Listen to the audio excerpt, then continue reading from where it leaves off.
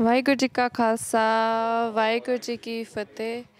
ਅੱਜ ਆਪਾਂ ਐਮਸਟਰਡੈਮ ਦੇ ਬੂਟ ਹਾਊਸ ਵਿਖੇ ਸਾਰੀ ਸੰਗਤ ਇਕੱਠੇ ਹੋਏ ਹਾਂ ਜੀ। ਅਤੇ ਆਪਣਾ ਜਿਹੜਾ ਡਿਸਕਸ਼ਨ ਆ ਅੱਜ ਦਾ ਇੱਕ ਓਪਨ ਡਿਸਕਸ਼ਨ ਹੈਗਾ ਆ ਕਿ ਸਿੱਖੀ ਦੇ ਵਿੱਚ ਜਿਹੜੇ 3 ਪਿਲਰਸ ਹੈਗੇ ਨੇ, ਕਿਰਤ ਕਰੋ, ਨਾਮ ਜਪੋ ਅਤੇ ਵੰਡ ਛਕੋ, ਇਹਦਾ ਕੀ ਅਰਥ ਹੈਗਾ ਆ। ਮੈਂ ਨਾਲ ਨਾਲ ਇੰਗਲਿਸ਼ ਵਿੱਚ ਵੀ ਬੋਲਾਂਗੀ, ਕੁਝ ਕਈਆਂ ਨੂੰ ਪੰਜਾਬੀ ਨਹੀਂ ਸਮਝ ਆਉਂਦੀ ਹੈਗੀ। So the topic of today is the 3 pillars of Sikhism, ਕਿਰਤ ਕਰੋ, ਨਾਮ ਜਪੋ ਐਂਡ ਵੰਡ ਛਕੋ। slide. And as you know, Guru Nanak Dev Ji implemented this 3 pillars in Sikhism. ਤੇ ਕਿਰਤ ਕਰੋ ਦੇ ਵਿੱਚ ਕੀ ਆਉਂਦਾ ਹੈ? ਟੂ ਵਰਕ ਹਾਰਡ, ਮਤਲਬ ਕਿ ਮਿਹਨਤ ਕਰਨੀ, ਬਟ ਓਨੈਸਟ ਤਰੀਕੇ ਨਾਲ, ਕਿ ਸਹੀ ਤਰੀਕੇ ਨਾਲ ਤੁਸੀਂ ਮਤਲਬ ਆਪਣੀ ਰੋਟੀ ਕਮਾਉਣੀ ਆ। You have to earn honestly. But ਜੇ ਆਪਾਂ ਪੁੱਛੀਏ ਕਿ ਕਿਰਤ ਕਰੋ, ਇਹਦੇ ਵਿੱਚ ਕੀ ਆਉਂਦਾ ਆ? ਕਿ ਜਿਵੇਂ ਕਿ ਕਈ ਮੈਂ ਇਹਦੇ 'ਚ ਇੱਕ ਪਹਿਲਾਂ ਹੀ ਸਵਾਲ ਪੁੱਟ ਕਰਾਂਗੀ ਕਿ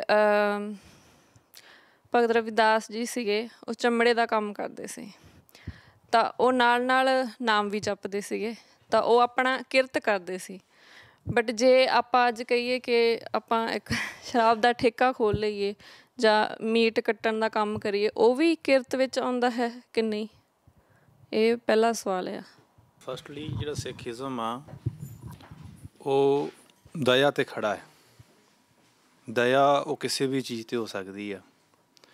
ਅਤੇ ਜੇਕਰ ਸਾਡਾ ਅਸੀਂ ਗੁਰਬਾਣੀ ਦੀਆਂ ਉਦਾਹਰਨਾਂ ਦੇਖ ਕੇ ਇੱਕ ਲੋਕ ਸਾਬਤ ਹੁੰਦਾ ਕਰਦੇ ਆ ਕਿ ਭਗਤ ਆਪਣੇ ਸਦਨਾ ਜੀ ਵੀ ਕਸਾਈ ਸਨ ਨਾ, ਪਰ ਉਹ ਕਸਾਈ ਪਹਿਲਾਂ ਸੀ, ਪਰ ਜਦੋਂ ਉਹਨਾਂ ਵਿੱਚ ਰੱਬ ਦਾ ਨਾਮ ਵਸਿਆ, ਰੱਬ ਦੀ ਹੋਂਦ ਵਸੀ, ਉਦੋਂ ਕਸਾਈ ਨਹੀਂ ਰਹੇ ਸਨ।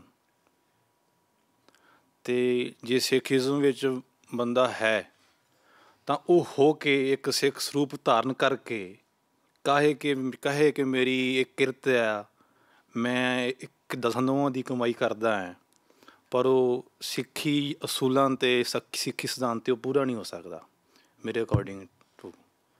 ਬਟ ਜੇਕਰ ਤੁਸੀਂ ਇਸ 'ਤੇ ਦਲੀਲਾਂ ਦੇ ਕੇ ਸਾਬਤ ਕਰਨਾ ਚਾਹੋ, ਉਹ ਵੱਡੀ ਗੱਲ ਨਹੀਂ ਹੈ, ਹੋ ਸਕਦਾ ਹੈ ਸਾਰਾ ਕੁਛ, ਪਰ ਸਿੱਖੀ ਦਇਆ 'ਤੇ, ਹਲੀਮੀ 'ਤੇ, ਨਿਮਰਤਾ 'ਤੇ, ਹਿਊਮਿਲਿਟੀ 'ਤੇ ਖੜ੍ਹੀ ਆ।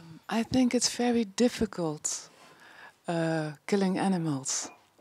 Yes.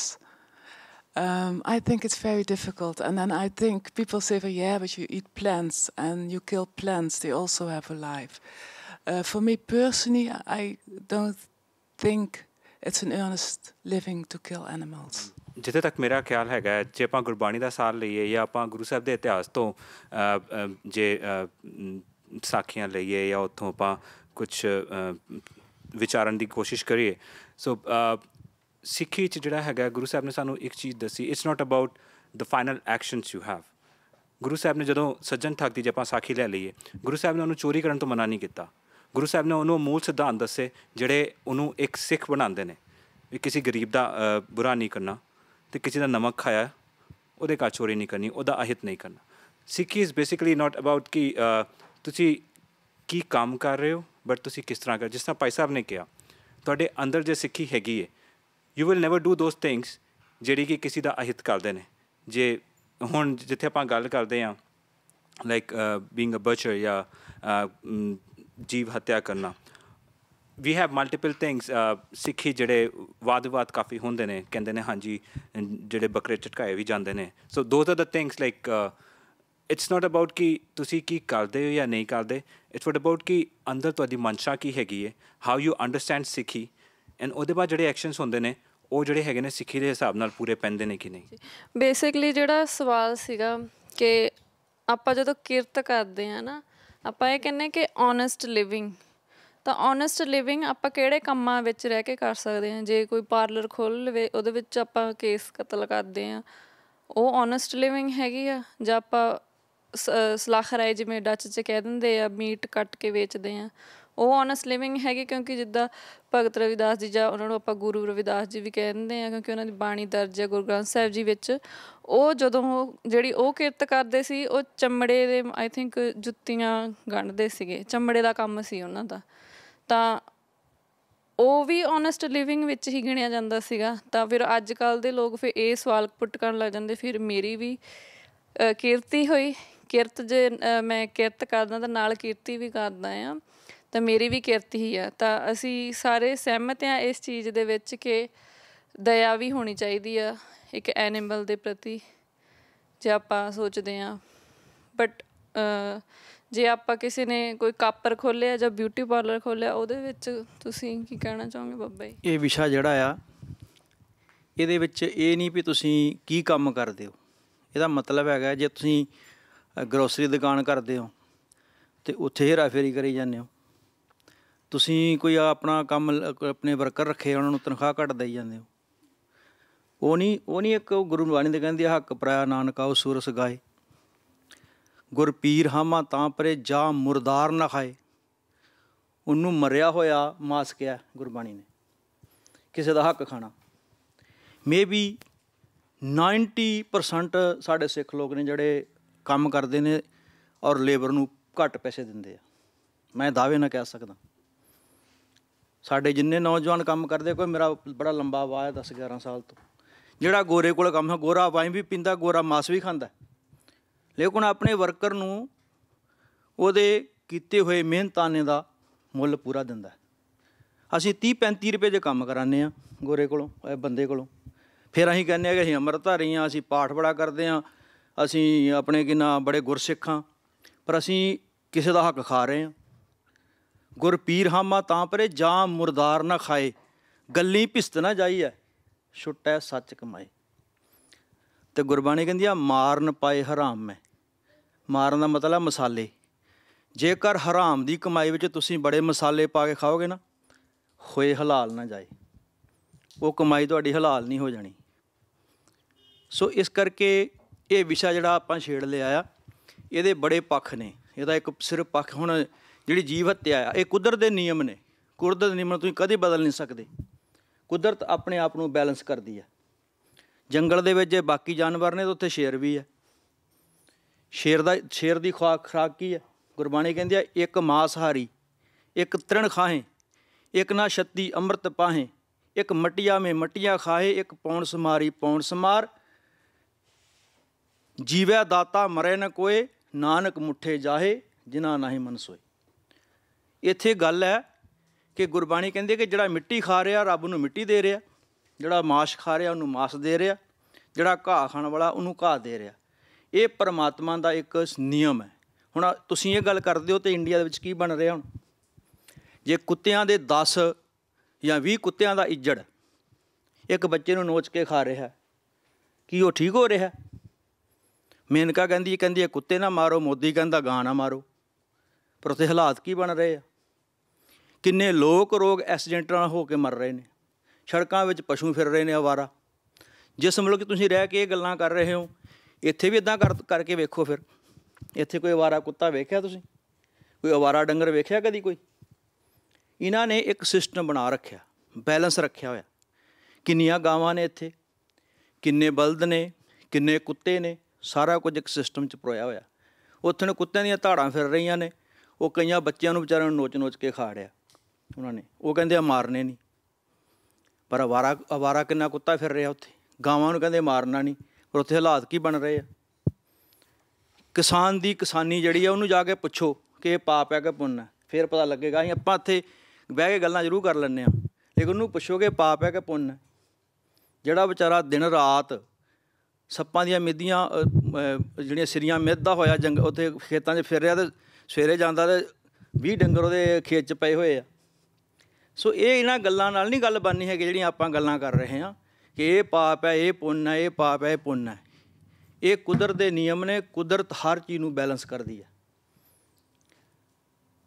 ਗੁਰਬਾਣੀ ਵੀ ਕਹਿੰਦੀ ਆ ਵੀ ਧਿਣ ਦੁੱਧਾ ਤੇ ਬਾਹਰੀ ਕਿਤੇ ਨਾ ਆਵੇ ਕਾਮ। ਦੁੱਧ ਤੋਂ ਬਿਨਾਂ ਫਿਰ ਗਾਂ ਨੂੰ ਕੌਣ ਪਾਲੇਗਾ? ਦੱਸੋ ਕੌਣ ਪੱਠੇ ਪਾਉਂਦਾ? ਹੈ ਕੋਈ ਸਾਡੇ 'ਚ ਹੈਗਾ ਕੋਈ ਇੱਦਾਂ ਦਾ ਬੰਦਾ ਜਿਹੜਾ ਬਹੁਤਾ ਗੁਰਸਿੱਖ ਆਪਣੇ ਨੂੰ ਕਹਿੰਦਾ ਜਾਂ ਕਹਿੰਦਾ ਮੈਂ ਬਿਲਕੁਲ ਮਾਸ ਨਹੀਂ ਖਾਂਦਾ? ਉਹਨੂੰ ਕਹਿ 10 ਡੰਗਰਾਂ ਨੂੰ ਪੱਠੇ ਪਾ ਕੇ ਦਿਖਾਏ। ਜਿਹੜੇ ਵਿਚਾਰੇ ਦੁੱਧ ਨਹੀਂ ਦਿੰਦੇ, ਉਹਨਾਂ ਨੂੰ ਮਾਲਕ ਕੋਈ ਪਾਲਦਾ ਨਹੀਂ, ਕਿਵੇਂ ਉਹਨੂੰ ਪਾਲੇਗਾ? ਦੱਸੋ। ਇਹ ਕੁਦਰਤ ਦੇ ਨਿਯਮਾਂ ਨੂੰ ਕੋਈ ਬਦਲ ਨਹੀਂ ਸਕਦਾ। ਇਹ ਕੁਦਰਤ ਦੇ ਨਿਯਮ ਨੇ, ਉਹਨੇ ਬੈਲੈਂਸ ਕਰਨਾ ਹੀ ਕਰਨਾ ਇਹਨੂੰ, ਚਾਹੇ ਕਿਸੇ ਤਰ੍ਹਾਂ ਵੀ ਕਰੇ। ਉਹ ਬੀਫ ਸਪਲਾਈ ਹੋ ਰਿਹਾ, ਇੱਕ ਬਿਜ਼ਨਸ ਹੈ, ਉਹਦੇ ਨਾਲ ਕਿੰਨੇ ਲੋਕ ਹੋਰ ਕਿੰਨੇ ਵਰਕਰ ਕੰਮ ਕਰ ਰਹੇ ਆ, ਕਿੰਨੇ ਬੰਦੇ ਅੱਗੇ ਹੋਰ ਅੱਗੇ ਰੋਜੀ ਰੋਟੀ ਕਮਾ ਰਹੇ ਆ। ਇਹਨੂੰ ਤੁਸੀਂ ਬਦਲ ਨਹੀਂ ਸਕਦੇ। ਤੁਸੀਂ ਨਹੀਂ ਖਾਓਗੇ ਕਿੰਨੇ % ਆਪਾਂ 2%, ਤੇ ਫਿਰ ਕੀ ਜੀ ਹੱਤਿਆ ਨਹੀਂ ਹੋਣੀ। ਸਭ ਤੋਂ ਵੱਡਾ ਜਿਹੜਾ ਹੈ ਹੱਕ ਪਰਾਇਆ ਨਾਨਕਾ ਉਸੁਰ, ਇਹ ਹੱਕ ਅਸੀਂ ਜਿਹੜਾ ਆ ਉਹ ਕਿਸੇ ਦਾ ਖਾਣ ਨੂੰ ਲੱਗਿਆ ਵੇਖਦੇ ਸੁਣਦੇ ਕੱਖ ਨਹੀਂ ਅਸੀਂ। ਹਾਂਜੀ, ਝੂਠ ਸੱਚ ਅਸੀਂ ਸਾਰਾ ਬੋਲਦੇ ਹਾਂ। ਪੇਪਰ ਬਣਾਉਣ ਲੱਗੇ ਅਸੀਂ 20 ਤਰ੍ਹਾਂ ਦੇ ਪਾਪੜ ਵੇਲੇ ਇੱਥੇ। ਹਾਂਜੀ, ਝੂਠੇ ਸੱਚੇ ਰਿਸ਼ਤੇ ਬਣਾ ਬਣਾ ਕੇ ਅਸੀਂ ਤੇ ਆਪਣੇ ਉਹਨਾਂ ਨੂੰ ਲਿਆ ਕੇ ਇੱਥੇ ਵਸਾਉਣ ਨੂੰ ਸੋਚਦੇ ਹਾਂ। ਇਹ ਨਹੀਂ ਕੁਫਰ, ਇਹ ਨਹੀਂ ਮਾਸ, ਇਹ ਬੜਾ ਕੁਛ ਇਹਦੇ ਵਿੱਚ ਆਉਂਦਾ। ਜੇ ਇਹਨਾਂ ਗੱਲਾਂ 'ਚ ਪਾਓਗੇ ਨਾ ਤੇ ਬਹੁਤ ਕੁਛ ਸੋਚਣਾ ਪੈਣਾ ਫਿਰ। ਸੋ ਜਿਹੜੀ ਸੱਚਾਈ ਦਾ ਜੀਵਨ ਸੀ ਜਿਉਣਾ ਆ, ਇੱਕ ਗੁਰਮਤ ਦਾ ਜੀਵਨ ਜਿਉਣਾ ਆ, ਉਹਦੇ ਵਿੱਚ ਹਰ ਨਿੱਕੀ ਨਿੱਕੀ ਗੱਲ ਨੂੰ ਵੇਖਣਾ ਪਵੇਗਾ। ਸੋ ਇੰਨੀਆਂ ਕੁ ਬੇਨਤੀ। ਕਿਉਂਕਿ ਗੱਲ ਅੱਜ ਚੱਲ ਪਈ ਹੈਗੀ ਆ ਕਿਰਤ ਦੀ, ਅਤੇ ਸਭ ਤੋਂ ਪਹਿਲਾਂ ਮੈਂ ਇਸ ਗੱਲ ਨਾਲ ਕਹਿ ਕੇ ਮਾਫੀ ਮੰਗ ਲੈਂਦਾ ਕਿ ਜਿਹੜਾ ਮਾਸ ਵਾਲਾ ਵਿਸ਼ਾ ਹੈਗਾ, ਜਿਹੜੇ ਖਾਣ ਵਾਲੇ ਬੰਦੇ ਨੇ ਉਹਨਾਂ ਕੋਲ ਬਹੁਤ ਉਦਾਹਰਨਾਂ ਨੇ ਖਾਣ ਦੀਆਂ, ਜਿਹੜੇ ਨਹੀਂ ਖਾਣ ਵਾਲੇ ਉਹਨਾਂ ਕੋਲ ਬਹੁਤ ਉਦਾਹਰਨਾਂ ਹੈਗੀਆਂ ਨਾ ਖਾਣ ਦੀਆਂ। ਲੇਕਿਨ ਗੱਲ ਖਾਣ ਜਾਂ ਨਾ ਖਾਣ ਦੀ ਨਹੀਂ ਹੈ। ਆਪਾਂ ਇੱਕ ਦੋਹਰਾ ਪੜ੍ਹਦੇ ਹਾਂ ਜਦੋਂ ਵੀ ਆਪਾਂ ਅਰਦਾਸ ਕਰਦੇ ਹੈਗੇ ਹਾਂ ਐਂਡ ਦੇ ਉੱਤੇ, ਨਾਨਕ ਨਾਮ ਚੜ੍ਹਦੀ ਕਲਾ ਤੇਰੇ ਭਾਣੇ ਸਰਬੱਤ ਦਾ ਭਲਾ। ਉਹ ਸਰਬੱਤ ਕੌਣ ਹੈਗਾ? ਅਸੀਂ ਸਿੱਖ ਨਹੀਂ ਹੈਗੇ ਸਾਰੇ, ਉਹਦੇ 'ਚ ਪੂਰੀ ਕਾਇਨਾਤ ਹੈ। ਜਿੱਥੇ ਕਿਤੇ ਵੀ ਕੋਈ ਜੀਵ ਪਸ਼ੂ ਪੰਛੀ ਵਸਦਾ ਹੈਗਾ, ਉਹ ਸਾਰੀ ਕਾਇਨਾਤ ਜਿਹੜੀ ਆ ਉਹ ਭਲੇ ਵਿੱਚ ਆਉਂਦੀ ਹੈਗੀ ਆ। ਉਸ ਦੇ ਨਾਲ ਹੀ ਨਾਲ ਇੱਕ ਅੱਜ ਪੰਜਾਬ ਦੇ ਵਿੱਚ ਬਹੁਤ ਵੱਡਾ ਦੌਰ ਚੱਲ ਰਿਹਾ ਨਸ਼ਿਆਂ ਦਾ। ਤੁਸੀਂ ਦੇਖ ਰਹੇ ਹੋਗੇ ਕਿੱਦਾਂ ਲੋਕ ਮਰ ਰਹੇ, ਫਿਲਮਾਂ ਪੈ ਰਹੀਆਂ, ਉਹਨਾਂ ਨੂੰ ਨਸ਼ੇ ਨਹੀਂ ਮਿਲਦੇ। ਜਿਸ ਘਰ ਦੇ ਵਿੱਚ ਇੱਕ ਸ਼ਰਾਬੀ ਬੰਦਾ ਹੋਵੇ, ਉਸ ਘਰ ਦੀ ਘਰ ਵਾਲੀ ਕੋਲ ਜਾ ਕੇ ਪੁੱਛੋ ਕਿ ਉਹਦਾ ਹਾਲ ਕੀ ਹੈ, ਉਹਦੇ ਬੱਚਿਆਂ ਦਾ ਕੀ ਹਾਲ ਹੈ। ਰਾਤਾਂ ਨੂੰ ਉਹ ਕੁੱਟਦੇ ਆ ਜਨਾਨੀਆਂ ਨੂੰ ਅਤੇ ਬੱਚਿਆਂ ਨੂੰ ਕੁੱਟਦੇ ਆ, ਅਤੇ ਉਹਦੇ ਨਾਲ ਹੁੰਦਾ ਕੀ ਹੈਗਾ? ਆਪਣਾ ਪਰਿਵਾਰ ਦਾ ਅਤੇ ਆਪਣੀ ਨਸਲ ਦਾ ਨਾਸ਼। ਜੇ ਹੁਣ ਗੱਲ ਇਹ ਚੱਲੀ ਹੈਗੀ ਆ ਅਤੇ ਠੇਕੇ ਦੀ ਸ਼ਰਾਬ ਦੀ, ਅਤੇ ਚਾਹੇ ਉਹ ਬੱਚਾ ਗੋਰੇ ਦਾ ਹੋਵੇ, ਚਾਹੇ ਉਹ ਬੱਚਾ ਕਾਲੇ ਦਾ ਹੋਵੇ, ਚਾਹੇ ਉਹ ਸਿੱਖ ਦਾ ਹੋਵੇ, ਚਾਹੇ ਉਹ ਹਿੰਦੂ ਦਾ ਹੋਵੇ, ਚਾਹੇ ਉਹ ਮੁਸਲਮਾਨ ਦਾ, ਜੇ ਇਹਨੂੰ ਅਸੀਂ ਸ਼ਰਾਬ ਦੇ ਦਿੱਤੀ ਜ਼ਹਿਰ, ਅਤੇ ਉਹਨੂੰ ਤਾਂ ਨਾਸ਼ ਹੋਣਾ ਹੀ ਹੋਣਾ। ਅਤੇ ਇਹਦਾ ਮਤਲਬ ਇਹ ਹੈਗਾ ਕਿ ਜਿਹੜਾ ਅਸੀਂ ਕੰਮ ਕਰ ਰਹੇ ਹਾਂ ਉਹਦੇ ਨਾਲ ਕਿਸੇ ਦੂਜੇ ਬੰਦੇ ਦਾ ਨੁਕਸਾਨ ਹੋ ਰਿਹਾ ਹੈਗਾ। ਅਤੇ ਸਾਨੂੰ ਇਹ ਸੋਚ ਲੈਣਾ ਚਾਹੀਦਾ ਕਿ ਜਦੋਂ ਇਹ ਕੜਾ ਸਾਨੂੰ ਗੁਰੂ ਮਹਾਰਾਜ ਨੇ ਦਿੱਤਾ ਸੀ ਨਾ, ਉਹ ਇਸ ਕਰਕੇ ਦਿੱਤਾ ਸੀ ਕਿ ਜਦੋਂ ਤੂੰ ਕੰਮ ਕਰਨ ਲੱਗੇ ਨਾ, ਤੈਨੂੰ ਇੱਕ ਵਾਰੀ ਯਾਦ ਆ ਜਾਵੇ ਵੀ ਮੈਂ ਕੰਮ ਕਿਹੜਾ ਕਰਨ ਲੱਗਾ। ਦੁਨੀਆ ਦਾ ਕੋਈ ਵੀ ਇਨਸਾਨ ਇਸ ਚੀਜ਼ ਤੋਂ ਮੁਨਕਰ ਨਹੀਂ ਹੋ ਸਕਦਾ। ਜਦੋਂ ਕੋਈ ਕੰਮ ਕਰਦਾ ਉਹਨੂੰ ਇੱਕ ਵਾਰੀ ਜ਼ਰੂਰ ਇਹ ਪਤਾ ਲੱਗਦਾ ਹੈਗਾ, ਜਦੋਂ ਕੜਾ ਮੂਹਰੇ ਆਉਂਦਾ ਹੈਗਾ, ਕਿ ਮੈਂ ਕੰਮ ਚੰਗਾ ਹੈ ਕਿ ਮਾੜਾ। ਲੇਕਿਨ ਉਸ ਤੋਂ ਬਾਅਦ ਆਪਣੇ ਮਨ ਦੀ ਮਰਜ਼ੀ ਕਰਦਾ। ਮਨ ਦੀ ਮਰਜ਼ੀ ਕਰਨ ਉਹ ਪੁੱਠੇ ਕੰਮ ਵੱਲ ਸਭ ਤੋਂ ਪਹਿਲਾਂ ਦੌੜ ਕੇ ਜਾਂਦਾ, ਚੰਗੇ ਵੱਲ ਨਹੀਂ ਜਾਂਦਾ। ਅਤੇ ਇਵੇਂ ਹੀ ਗੁਰੂ ਸਾਹਿਬ ਨੇ ਜਦੋਂ ਆਪਣੇ ਇਤਿਹਾਸ ਦੇ ਵਿੱਚ ਦੀ ਝਾਤ ਮਾਰਦੇ ਹੈਗੇ ਆ, ਅਤੇ ਤੰਬਾਕੂ ਦੇ ਖੇਤ ਦੇ ਵਿੱਚ ਗੁਰੂ ਸਾਹਿਬ ਦਾ ਘੋੜਾ ਨਹੀਂ ਗਿਆ। ਅੱਜ ਪੂਰੀ ਦੁਨੀਆ ਨੇ ਜੋ ਜ਼ੋਨ ਬਣਾਤੇ ਹੈਗੇ ਕਿ ਇੱਥੇ ਤੰਬਾਕੂ ਨਹੀਂ ਪੀਤਾ ਜਾ ਸਕਦਾ। ਗੁਰੂ ਸਾਹਿਬ ਨੇ ਸਾਨੂੰ ਪਹਿਲਾਂ ਹੀ ਇੱਥੇ ਬੰਦਿਸ਼ ਲਾਤੀ ਸੀ, ਇਹ ਤੁਹਾਡੇ ਸਰੀਰ ਲਈ ਹਾਨੀਕਾਰਕ ਹੈਗਾ। ਅਤੇ ਜੇ ਅਸੀਂ ਕਿਸੇ ਨੂੰ ਦੇਵਾਂਗੇ, ਪੀਵਾਂਗੇ ਜਾਂ ਪਿਲਾਵਾਂਗੇ, ਅਤੇ ਇਹਦਾ ਮਤਲਬ ਹੈ ਉਹ ਚਾਹੇ ਸਾਡੀ ਕਿਰਤ ਸੱਚੀ ਹੈ ਚਾਹੇ ਝੂਠੀ, ਉਹ ਗਲਤ ਹੈਗੀ ਆ। ਅਤੇ ਮੈਂ ਇੰਨਾ ਹੀ ਕਹਿਣਾ ਚਾਹੁੰਦਾ, ਕਿਉਂਕਿ ਬਹੁਤ ਜ਼ਿਆਦਾ ਨਹੀਂ, ਕਿਉਂਕਿ ਜਿਹੜੀਆਂ ਗੱਲਾਂ ਬਾਤਾਂ ਆਪਾਂ ਮੀਟ ਵਾਲੀਆਂ ਕਰਦੇ ਹੈਗੇ ਆ, ਉਹਨਾਂ ਦੇ ਜਿਹੜੇ ਖਾਣ ਵਾਲੇ ਆ ਉਹਨਾਂ ਕੋਲ ਬਹੁਤ ਆ। ਬਾਕੀ ਰਹੀ ਗੱਲ, ਗੁਰੂ ਨੇ ਕਿਹਾ ਮੇਰਾ ਜਿਹੜਾ ਸਿੱਖ ਉਹ ਰੋਮਾਂ ਦੀ ਬੇਅਦਬੀ ਨਹੀਂ ਕਰੂਗਾ। ਅਤੇ ਜੇ ਮੈਂ ਆਪਣੇ ਰੋਮਾਂ ਦੀ ਬੇਅਦਬੀ ਨਾ ਕਿਸੇ ਦੇ ਰੋਮਾਂ ਦੀ ਬੇਅਦਬੀ ਕਰਦਾ, ਇਹਦਾ ਮਤਲਬ ਮੈਂ ਗੁਰੂ ਦੇ ਕੰਮ ਤੋਂ ਉਲਟ ਜਾ ਰਿਹਾ ਹੈਗਾ। ਇਹ ਠੀਕ ਹੈ। ਜਦੋਂ ਇੱਥੇ ਹੁਣ ਜਿਹੜੀ ਗੱਲ ਹੋ ਰਹੀ ਆ ਉਹ ਸਿੱਖੀ ਦੇ ਅਸੂਲਾਂ ਦੀ ਹੋ ਰਹੀ ਆ, ਨਾ ਕਿ ਇੱਕ ਬੰਦੇ ਦੇ ਆਮ ਜੀਵਨ ਦੀ ਹੋ ਰਹੀ ਆ। ਆਮ ਜੀਵਨ ਵਿੱਚ ਤੁਸੀਂ ਜੋ ਕਰਦੇ ਆ ਉਹ ਤੁਹਾਨੂੰ ਸਭ ਜਾਇਜ਼ ਹੋ ਜਾਂਦਾ। ਲੇਕਿਨ ਜਦੋਂ ਤੁਸੀਂ ਸਟੇਜ 'ਤੇ ਬਹਿ ਕੇ ਇਹ ਗੱਲ ਕਰਨੀ ਹੈਗੀ ਆ ਸਿੱਖੀ ਦੇ ਅਸੂਲ ਦੀ, ਫਿਰ ਤੁਹਾਨੂੰ ਇਹ ਸਮਝਣਾ ਪੈਣਾ ਹੈਗਾ। ਬਾਕੀ ਭਾਈ ਸਾਹਿਬ ਨੇ ਦੱਸਿਆ ਕਿ ਜਿਹੜੇ ਕੰਮਕਾਰ ਕਰਦੇ ਆ ਬੰਦੇ, ਉਹ ਵੀ ਘੱਟ ਪੈਸੇ ਦੇ ਆਉਂਦੇ ਆ, ਜੋ ਆ ਬੂਆ, ਉਹ ਸਾਰੇ ਜਿੱਦਾਂ ਉਦੋਂ ਉਲਟ ਹੈਗੇ ਸਿਸਟਮ। ਅੱਜ ਗੱਲ ਜਿਹੜੀ ਆਪਾਂ ਦੁਨੀਆ ਨੂੰ ਮੈਸੇਜ ਕੀ ਦੇਣਾ ਹੈਗਾ ਕਿ ਸਾਡੇ ਲਈ ਗੱਲ ਜਾਇਜ਼ ਆ ਕਿ ਨਜਾਇਜ਼ ਆ। ਸਾਡੇ ਲਈ ਜਿਹੜਾ ਵੀ ਕੋਈ ਗਲਤ ਕੰਮ ਆ, ਚਾਹੇ ਉਹ ਕੰਮ ਕਰਾ ਕੇ ਬੰਦਿਆਂ ਨੂੰ ਘੱਟ ਪੈਸੇ ਦੇ ਦਿੰਦਾ ਹੋਵੇ, ਚਾਹੇ ਉਹ ਸ਼ਰਾਬ ਵੇਚ ਕੇ ਲੋਕਾਂ ਨੂੰ ਆਪਣੇ ਪੈਸੇ ਕਮਾਉਣ ਦਾ ਹੋਵੇ, ਚਾਹੇ ਉਹ ਡਰੱਗਸ, ਜੋ ਵੀ ਕਿਸੇ ਵੀ ਤਰ੍ਹਾਂ ਦਾ ਧੰਦਾ ਹੈਗਾ ਉਹ ਕਰਨ ਦਾ ਹੋਵੇ, ਉਹ ਸਾਰੇ ਕੰਮ ਗਲਤ ਹੈਗੇ ਆ। ਉਹ ਗਲਤ ਕਿਰਤ ਵਿੱਚ ਆਉਂਦੇ ਹੈਗੇ ਆ। ਮੇਰੇ ਆਪਣੇ ਵਿਚਾਰ ਹੈਗੇ ਆ, ਕਿਸੇ ਦੇ ਵਿਚਾਰ ਥੋਪੇ ਨਹੀਂ ਜਾ ਸਕਦੇ। ਅਤੇ ਲੇਕਿਨ ਮੇਰੇ ਖਿਆਲ ਅਨੁਸਾਰ ਦੁਨੀਆ ਵਿੱਚ ਜਿੱਥੇ ਵੀ ਕੋਈ ਬੈਠਾ ਇਹ ਪ੍ਰੋਗਰਾਮ ਦੇਖੂਗਾ, ਅਤੇ ਉਹ ਜ਼ਰੂਰ ਇੱਕ ਵਾਰੀ ਆਪਣੇ ਮਨ ਦੇ ਅੰਦਰ ਝਾਤੀ ਮਾਰੂਗਾ ਕਿ ਮੇਰੀ ਜਿਹੜੀ ਕਿਰਤ ਹੈਗੀ ਆ ਉਹ ਕਿਵੇਂ ਦੀ ਹੈ, ਸੱਚੀ ਹੈ ਜਾਂ ਝੂਠੀ। ਅਤੇ ਬਾਕੀ ਜੋ ਗੁਰੂ ਸਾਹਿਬ ਨੇ ਤੁਹਾਨੂੰ ਜੀਵਨ ਦਿੱਤਾ ਹੈ, ਵੀ ਤੁਸੀਂ ਜੋ ਆਪਣਾ ਸਰਲ ਜੀਵਨ ਹੈਗਾ ਉਹਨੂੰ ਜੀਵਨ ਨੂੰ ਵਧੀਆ ਤਰਜੀਹ ਦਿੱਤੀ ਹੈਗੀ ਆ। ਜੇ ਆਪਾਂ ਸਰਲ ਜੀਵਨ ਜੀਵਾਂਗੇ ਤਾਂ ਸਾਨੂੰ ਕੋਈ ਬਾਹਲੀ ਦੌੜ ਦੀ ਲੋੜ ਨਹੀਂ ਹੈ ਵੀ ਬਹੁਤ ਜ਼ਿਆਦਾ ਤੁਹਾਡੇ ਕੋਲ ਪੈਸਾ ਆ ਜਾਵੇ, ਕਿ ਉਹ ਬਹੁਤ ਜ਼ਿਆਦਾ ਪੈਸੇ ਵਾਲੇ ਵੀ ਮੈਂ ਰੋਂਦੇ ਦੇਖੇ ਆ, ਜਿਨ੍ਹਾਂ ਦੇ ਕੋਲ ਬਿਲਕੁਲ ਕੁਛ ਨਹੀਂ ਉਹ ਖੁਸ਼ ਵੀ ਦੇਖੇ ਹੈਗੇ ਆ। ਸੋ ਇਸ ਨਾਲ ਖੁਸ਼ੀ ਜਾਂ ਗਮੀ ਦਾ ਕੋਈ ਸੰਬੰਧ ਨਹੀਂ ਹੈਗਾ, ਗੱਲ ਆਪਣੇ ਮਨ ਦੇ ਸਥਿਰਤਾ ਦੀ ਹੈਗੀ ਆ। ਮੈਂ ਬਾਬਾ ਰਾਮ ਸਿੰਘ ਜੀ ਨਾਲ ਬਿਲਕੁਲ ਸਹਿਮਤ ਹਾਂ। I work in a bank and sometimes when people ask me like you are sick, right, and what do you don't eat, what kind of meat do you don't eat, like the Muslims, they don't eat pork, the Hindus doesn't eat beef, and what do you not eat? And then I tell them, like, I don't eat someone's bread, I don't eat someone's right. And that is same what Babaji said, we don't eat someone's haq. Like, if I know that I am a owner of a company and I have an employer, I made a commitment with him to pay him 50 euro in a day to work for me. But at the end of a month, I pay him 30 a day. Then I'm eating his right. And there is also a Sakhi of Guru Nanak Dev Ji, that Guru Nanak Dev Ji poured blood out of a roti. So that is eating someone's haq. And that is what a Sikh doesn't eat. So we are not talking about meat. I'm completely honest that what you said, I was also right, that we have to be sympathized with animals. But it's not about eating meat, it's about eating someone's right. So that is what, when we earn honestly, we also take for granted that the someone we are paying for, that they are getting his right. ਕਿ ਆਪਾਂ ਕਿਸੇ ਦੀ ਰੋਟੀ ਨਹੀਂ ਖਾਂਦੇ, ਜਿੱਦਾਂ ਤੁਸੀਂ ਬਾਬਾ ਜੀ ਨੇ ਕਿਹਾ। ਇਹ ਵੀ ਮੈਂ ਜਦੋਂ ਵੀ ਕੋਈ ਗੋਰਾ ਮੈਨੂੰ ਪੁੱਛਦਾ ਕਿ ਸਿੱਖ ਕੀ ਨਹੀਂ ਖਾਂਦੇ, ਕਿ ਮੁਸਲਮਾਨ ਜਿਹੜੇ ਸੂਰ ਨਹੀਂ ਖਾਂਦੇ, ਹਿੰਦੂ ਗਾਂ ਨਹੀਂ ਖਾਂਦੇ, ਫਿਰ ਮੈਂ ਇਹੀ ਦੱਸਦੀ ਹਾਂ ਕਿ ਅਸੀਂ ਕਿਸੇ ਦੀ ਬ੍ਰੈਡ ਨਹੀਂ ਖਾਂਦੇ ਹੈਗੇ, ਅਸੀਂ ਕਿਸੇ ਦੀ ਟੰਗ ਖਿੱਚ ਕੇ ਆਪ ਨਹੀਂ ਅੱਗੇ ਜਾਣਾ ਚਾਹੁੰਦੇ ਹੈਗੇ। ਇਹ ਸਾਨੂੰ ਸਿਖਾਇਆ ਜਾਂਦਾ ਹੈ ਸਿੱਖੀ ਵਿੱਚ। ਨੈਕਸਟ ਟੌਪਿਕ ਹੈਗਾ ਆ ਨਾਮ ਜਪੋ, stay connected to the creator. ਨਾਮ ਜਪਣਾ, ਵਾਹਿਗੁਰੂ ਵਾਹਿਗੁਰੂ ਵਾਹਿਗੁਰੂ ਵਾਹਿਗੁਰੂ, ਇੱਦਾਂ ਤੋਤਾ ਰਟਣ ਜਿਹੜਾ ਆਪਾਂ ਕਰ ਲਏ ਉਹਨੂੰ ਨਾਮ ਜਪਣਾ ਕਹਿੰਦੇ, ਕਿ ਹੋਰ ਕੋਈ ਤਰੀਕਾ ਹੈਗਾ ਆ ਉਸ ਪਰਮਾਤਮਾ ਨਾਲ ਜੁੜਨ ਦਾ? How do you stay connected with God? Is it just saying Waheguru Waheguru Waheguru, oh people are looking Waheguru Waheguru, or is it for us inside? How do we stay connected with God? ਇਹ ਵਿਸ਼ਾ ਆ ਅਗਲਾ।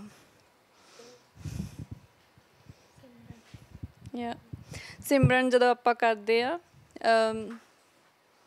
ਉਦੋਂ ਆਪਾਂ ਨੂੰ ਕੀ ਧਿਆਨ ਵਿੱਚ ਰੱਖਣਾ ਚਾਹੀਦਾ? ਆਪਾਂ ਕੀ ਪਾਉਣਾ ਚਾਹੁੰਦੇ ਹਾਂ? ਕਿੱਦਾਂ ਆਪਾਂ ਨਾਮ ਜਪਣ ਵਿੱਚ ਕੀ ਕੀ ਆ ਜਾਂਦਾ ਹੈ? ਗੁਰਬਾਣੀ ਇਹਦੇ ਬਾਰੇ ਕੀ ਕਹਿੰਦੀ ਆ? ਗੁਰਬਾਣੀ ਕਹਿੰਦੀ ਆ, ਹਰ ਹਰ ਕਰਾਂ ਨਿਤ ਗਬੜ ਕਮਾਵੇਂ।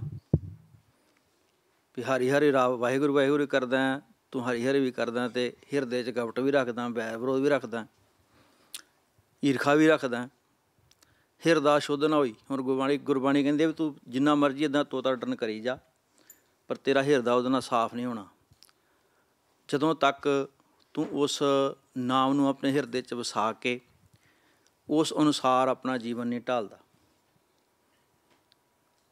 ਅਤੇ ਜੇ ਤੁਸੀਂ ਇਕੱਲਾ ਹਰ ਹਰ ਹਰ ਰੱਬ ਵਾਹਿਗੁਰੂ ਵਾਹਿਗੁਰੂ ਕਰੀ ਜਾਂਦੇ ਆ, ਅਤੇ ਗੁਰਬਾਣੀ ਕਹਿੰਦੀ ਹੈ ਗੁਰਮੁਖ ਰੋਮ ਰੋਮ ਹਰ ਧਿਆਵੈ, ਗੁਰਮੁਖ ਸਗਲੀ ਗੰਤ ਮਿਟਾਵੈ। ਗੁਰਮੁਖ ਜਿਹੜਾ ਉਹ ਗਿਣਤੀਆਂ ਮਿੱਤੀਆਂ 'ਚ ਨਹੀਂ ਪੈਂਦਾ, ਮੈਂ ਕਿੰਨੀ ਵਾਰੀ ਪਾਠ ਕੀਤਾ, ਕਿੰਨੀ ਵਾਰੀ ਵਾਹਿਗੁਰੂ ਕਿਹਾ।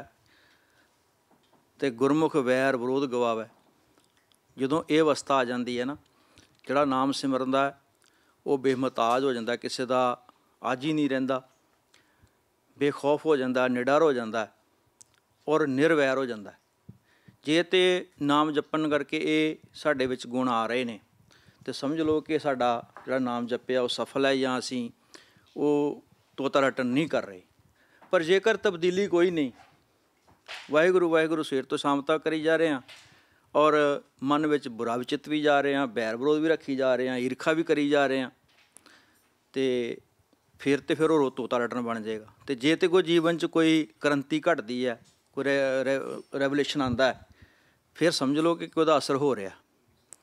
ਅਤੇ ਜਿਨ੍ਹਾਂ ਨੇ ਨਾਮ ਜਪਿਆ, ਤੁਸੀਂ ਦੇਖਿਆ ਕਿ ਉਹਨਾਂ ਦੇ ਸਾਹਮਣੇ ਚਰਖੜੀਆਂ ਵੀ ਆਈਆਂ ਅਤੇ ਉਹਨਾਂ ਨੇ ਪਰਵਾਹ ਨਹੀਂ ਕੀਤੀ, ਰੰਬੀਆਂ ਦੀ ਵੀ ਪਰਵਾਹ ਨਹੀਂ ਕੀਤੀ। ਉਹ ਕਿਉਂ? ਕਿਉਂਕਿ ਉਹ ਬੇਖੌਫ ਹੋ ਜਾਂਦਾ, ਨਿਡਰ ਹੋ ਜਾਂਦਾ ਹੈ, ਬੇਮੁਤਾਜ ਹੋ ਜਾਂਦਾ ਹੈ, ਉਹਨੂੰ ਕਿਸੇ ਦਾ ਕੋਈ ਭੈ ਨਹੀਂ ਰਹਿੰਦਾ।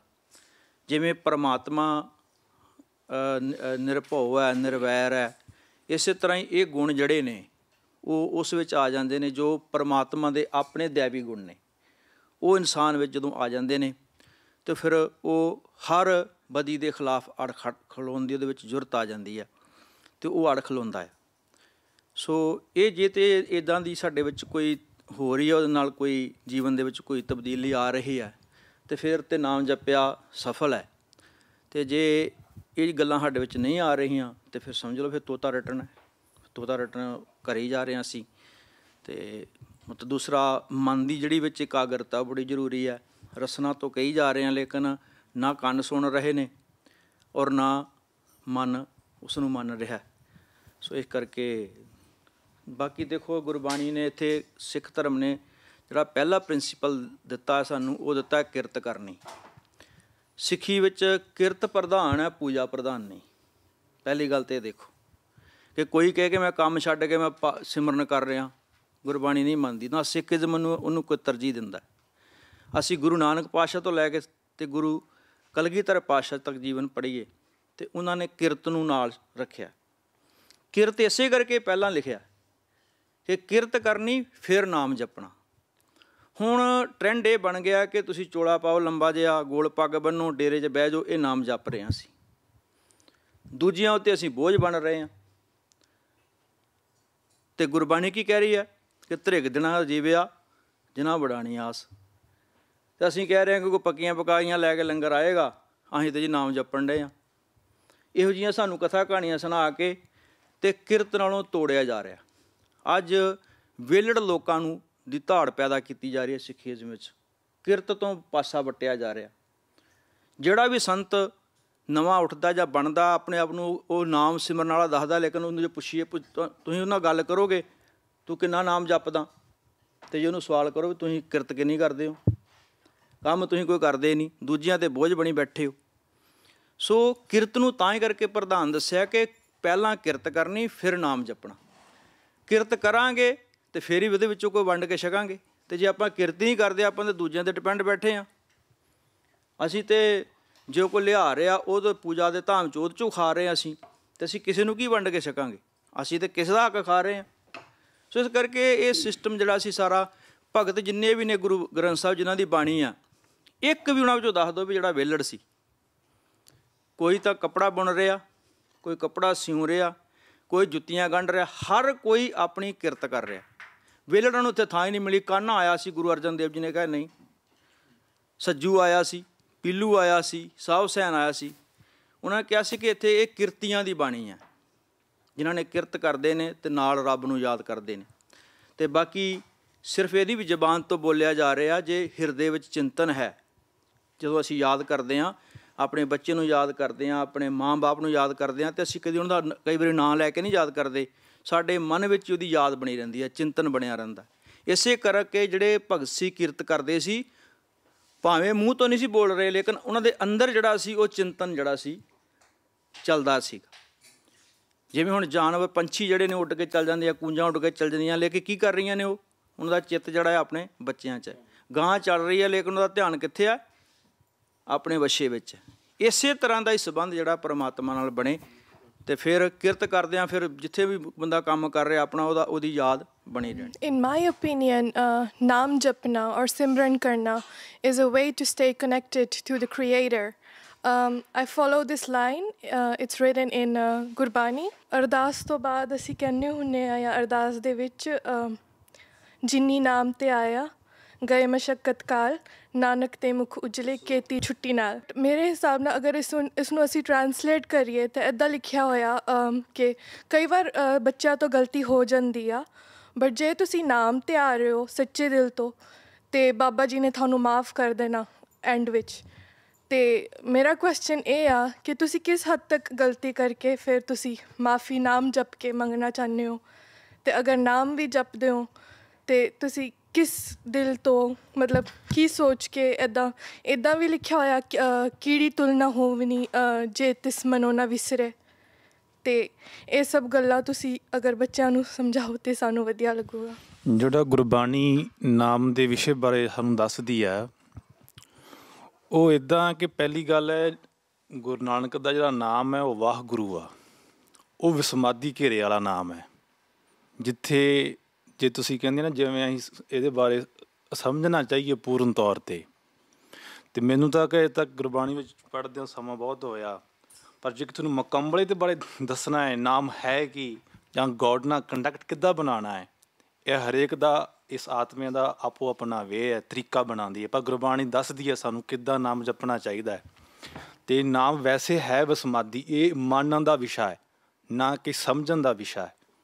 ਚਲੋ ਅਸੀਂ ਇਹ ਕਹਿ ਸਕਦੇ ਹਾਂ ਸਾਡਾ ਮਨ 'ਚ ਮੈਲ ਆ ਨਾ, ਮਨ ਸਾਡਾ ਪਵਿੱਤਰ ਨਹੀਂ ਹੈ, ਸਾਡਾ ਨਾ ਮਨ ਦੀ ਜਿਹੜੀ ਅਵਸਥਾ ਹਮੇਸ਼ਾ ਇੱਕ ਥਾਂ 'ਤੇ ਨਹੀਂ ਰਹਿੰਦੀ, ਸਥਿਰ ਨਹੀਂ ਰਹਿੰਦਾ, ਕਦੇ ਸਥਿਰ ਨਹੀਂ ਰਹਿੰਦਾ।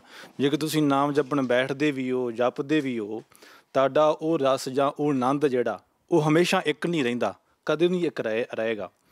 ਬਾਕੀ ਜੇਕਰ ਜੀਵਨ ਦੇ ਵਿੱਚ ਜਿੱਦਾਂ ਤੁਹਾਡਾ ਕੋਈ ਜੀਵਨ ਕਰੈਕਟਰ ਵਧੀਆ ਹੈ, ਚਰਿੱਤਰ ਵਧੀਆ ਹੈ, ਜੇਕਰ ਨਾਮ ਹਮੇਸ਼ਾ ਤੁਸੀਂ ਗੋਡ ਨਾਲ ਕੰਡਕਟ ਕਰਨਾ ਚਾਹੁੰਦੇ ਹੋ ਜਾਂ ਤੁਹਾਡਾ ਪੱਕਾ ਬਣਿਆ ਰਵੇ ਕੰਡਕਟ, ਉਹ ਇੱਦਾਂ ਕਿ ਜੀਵਨ ਦੀਆਂ ਜਿਹੜੀਆਂ ਮਨ ਦੀਆਂ ਬੁਰਾਈਆਂ, ਸਾਡੇ ਮਨ ਦੇ ਜਿਹੜੇ ਕਾਰ ਆ ਉਹ ਵਿਕਾਰ ਬਣ ਚੁੱਕੇ ਆ, ਉਹਨਾਂ 'ਤੇ ਜੇਕਰ ਤੁਸੀਂ ਕੰਮ ਕਰੋ, ਉਹਨਾਂ ਨੂੰ ਸਮਝਾਓ ਜਿੱਥੇ ਉਹ ਬਦੀ ਸੋਚਦਾ ਹੈ, ਤਾਂ ਤੁਸੀਂ ਨਾਮ ਨਾਲ ਦੇ ਰਾਹੀਂ ਨਾਮੀ ਨਾਲ ਜੁੜ ਸਕਦੇ ਆ, ਅਦਰਵਾਈਜ਼ ਤੁਸੀਂ ਇਹਦੇ ਨਾਲ ਜੁੜ ਨਹੀਂ ਸਕਦੇ। ਅਤੇ ਬਾਕੀ ਸਾਡੇ ਜੀਵਨ ਦੇ ਵਿੱਚ ਜੋ ਅਸੀਂ ਕੰਮ ਕਰਦੇ ਹਾਂ, ਨਿੱਤ ਦਾ ਕਰਮ ਕਰਦੇ ਹਾਂ, ਉਹ ਸਾਡੇ ਮਨ 'ਤੇ ਬਹੁਤ ਇਫੈਕਟ ਕਰਦਾ। ਉਹਦੇ ਜੋ ਅਸੀਂ ਸੋਚਦੇ ਹਾਂ ਸਾਡਾ ਮਨ ਉੱਦਾਂ ਦਾ ਹੁੰਦਾ। ਅਤੇ ਨਾਮ ਵਿੱਚ ਜਦੋਂ ਵੀ ਆਪਾਂ ਬੈਠਦੇ ਹਾਂ, ਜਪਣ ਕਰਦੇ ਹਾਂ, ਅਤੇ ਸਾਡੇ ਮਨ ਵਿੱਚ ਉਹੀ ਗੱਲਾਂ ਵਾਰ-ਵਾਰ ਚੱਲਦੀਆਂ ਹੈ। ਇਸ ਕਰਕੇ ਸਾਨੂੰ ਨਾਮ ਜਪਣ ਤੋਂ ਪਹਿਲਾਂ ਮਨ 'ਤੇ ਜਿਹੜਾ ਕੰਟਰੋਲ ਹੈ ਵਿਕਾਰਾਂ ਤੋਂ ਉਹ ਕਰਨਾ ਚਾਹੀਦਾ ਹੈ, ਅਤੇ ਉਹ ਤਾਂ ਹੀ ਅਸੀਂ ਜਿਹੜੀ ਆ ਗੌਰ ਨਾਲ ਆਪਣਾ ਕੰਡਕਟ ਕਰ ਸਕਦੇ ਹਾਂ। ਅਤੇ ਹੈ ਅਚਰਜਤਾ ਦੇ ਨਾਲ। ਭਾਈ ਸੰਤੋਖ ਸਿੰਘ ਕਹਿੰਦੇ ਵਾਹ ਨਾਮ ਅਚਰਜ ਤੇ ਹੋਈ, ਅਚਰਜ ਉੱਪਰ ਉਕਤ ਨਾ ਕੋਈ।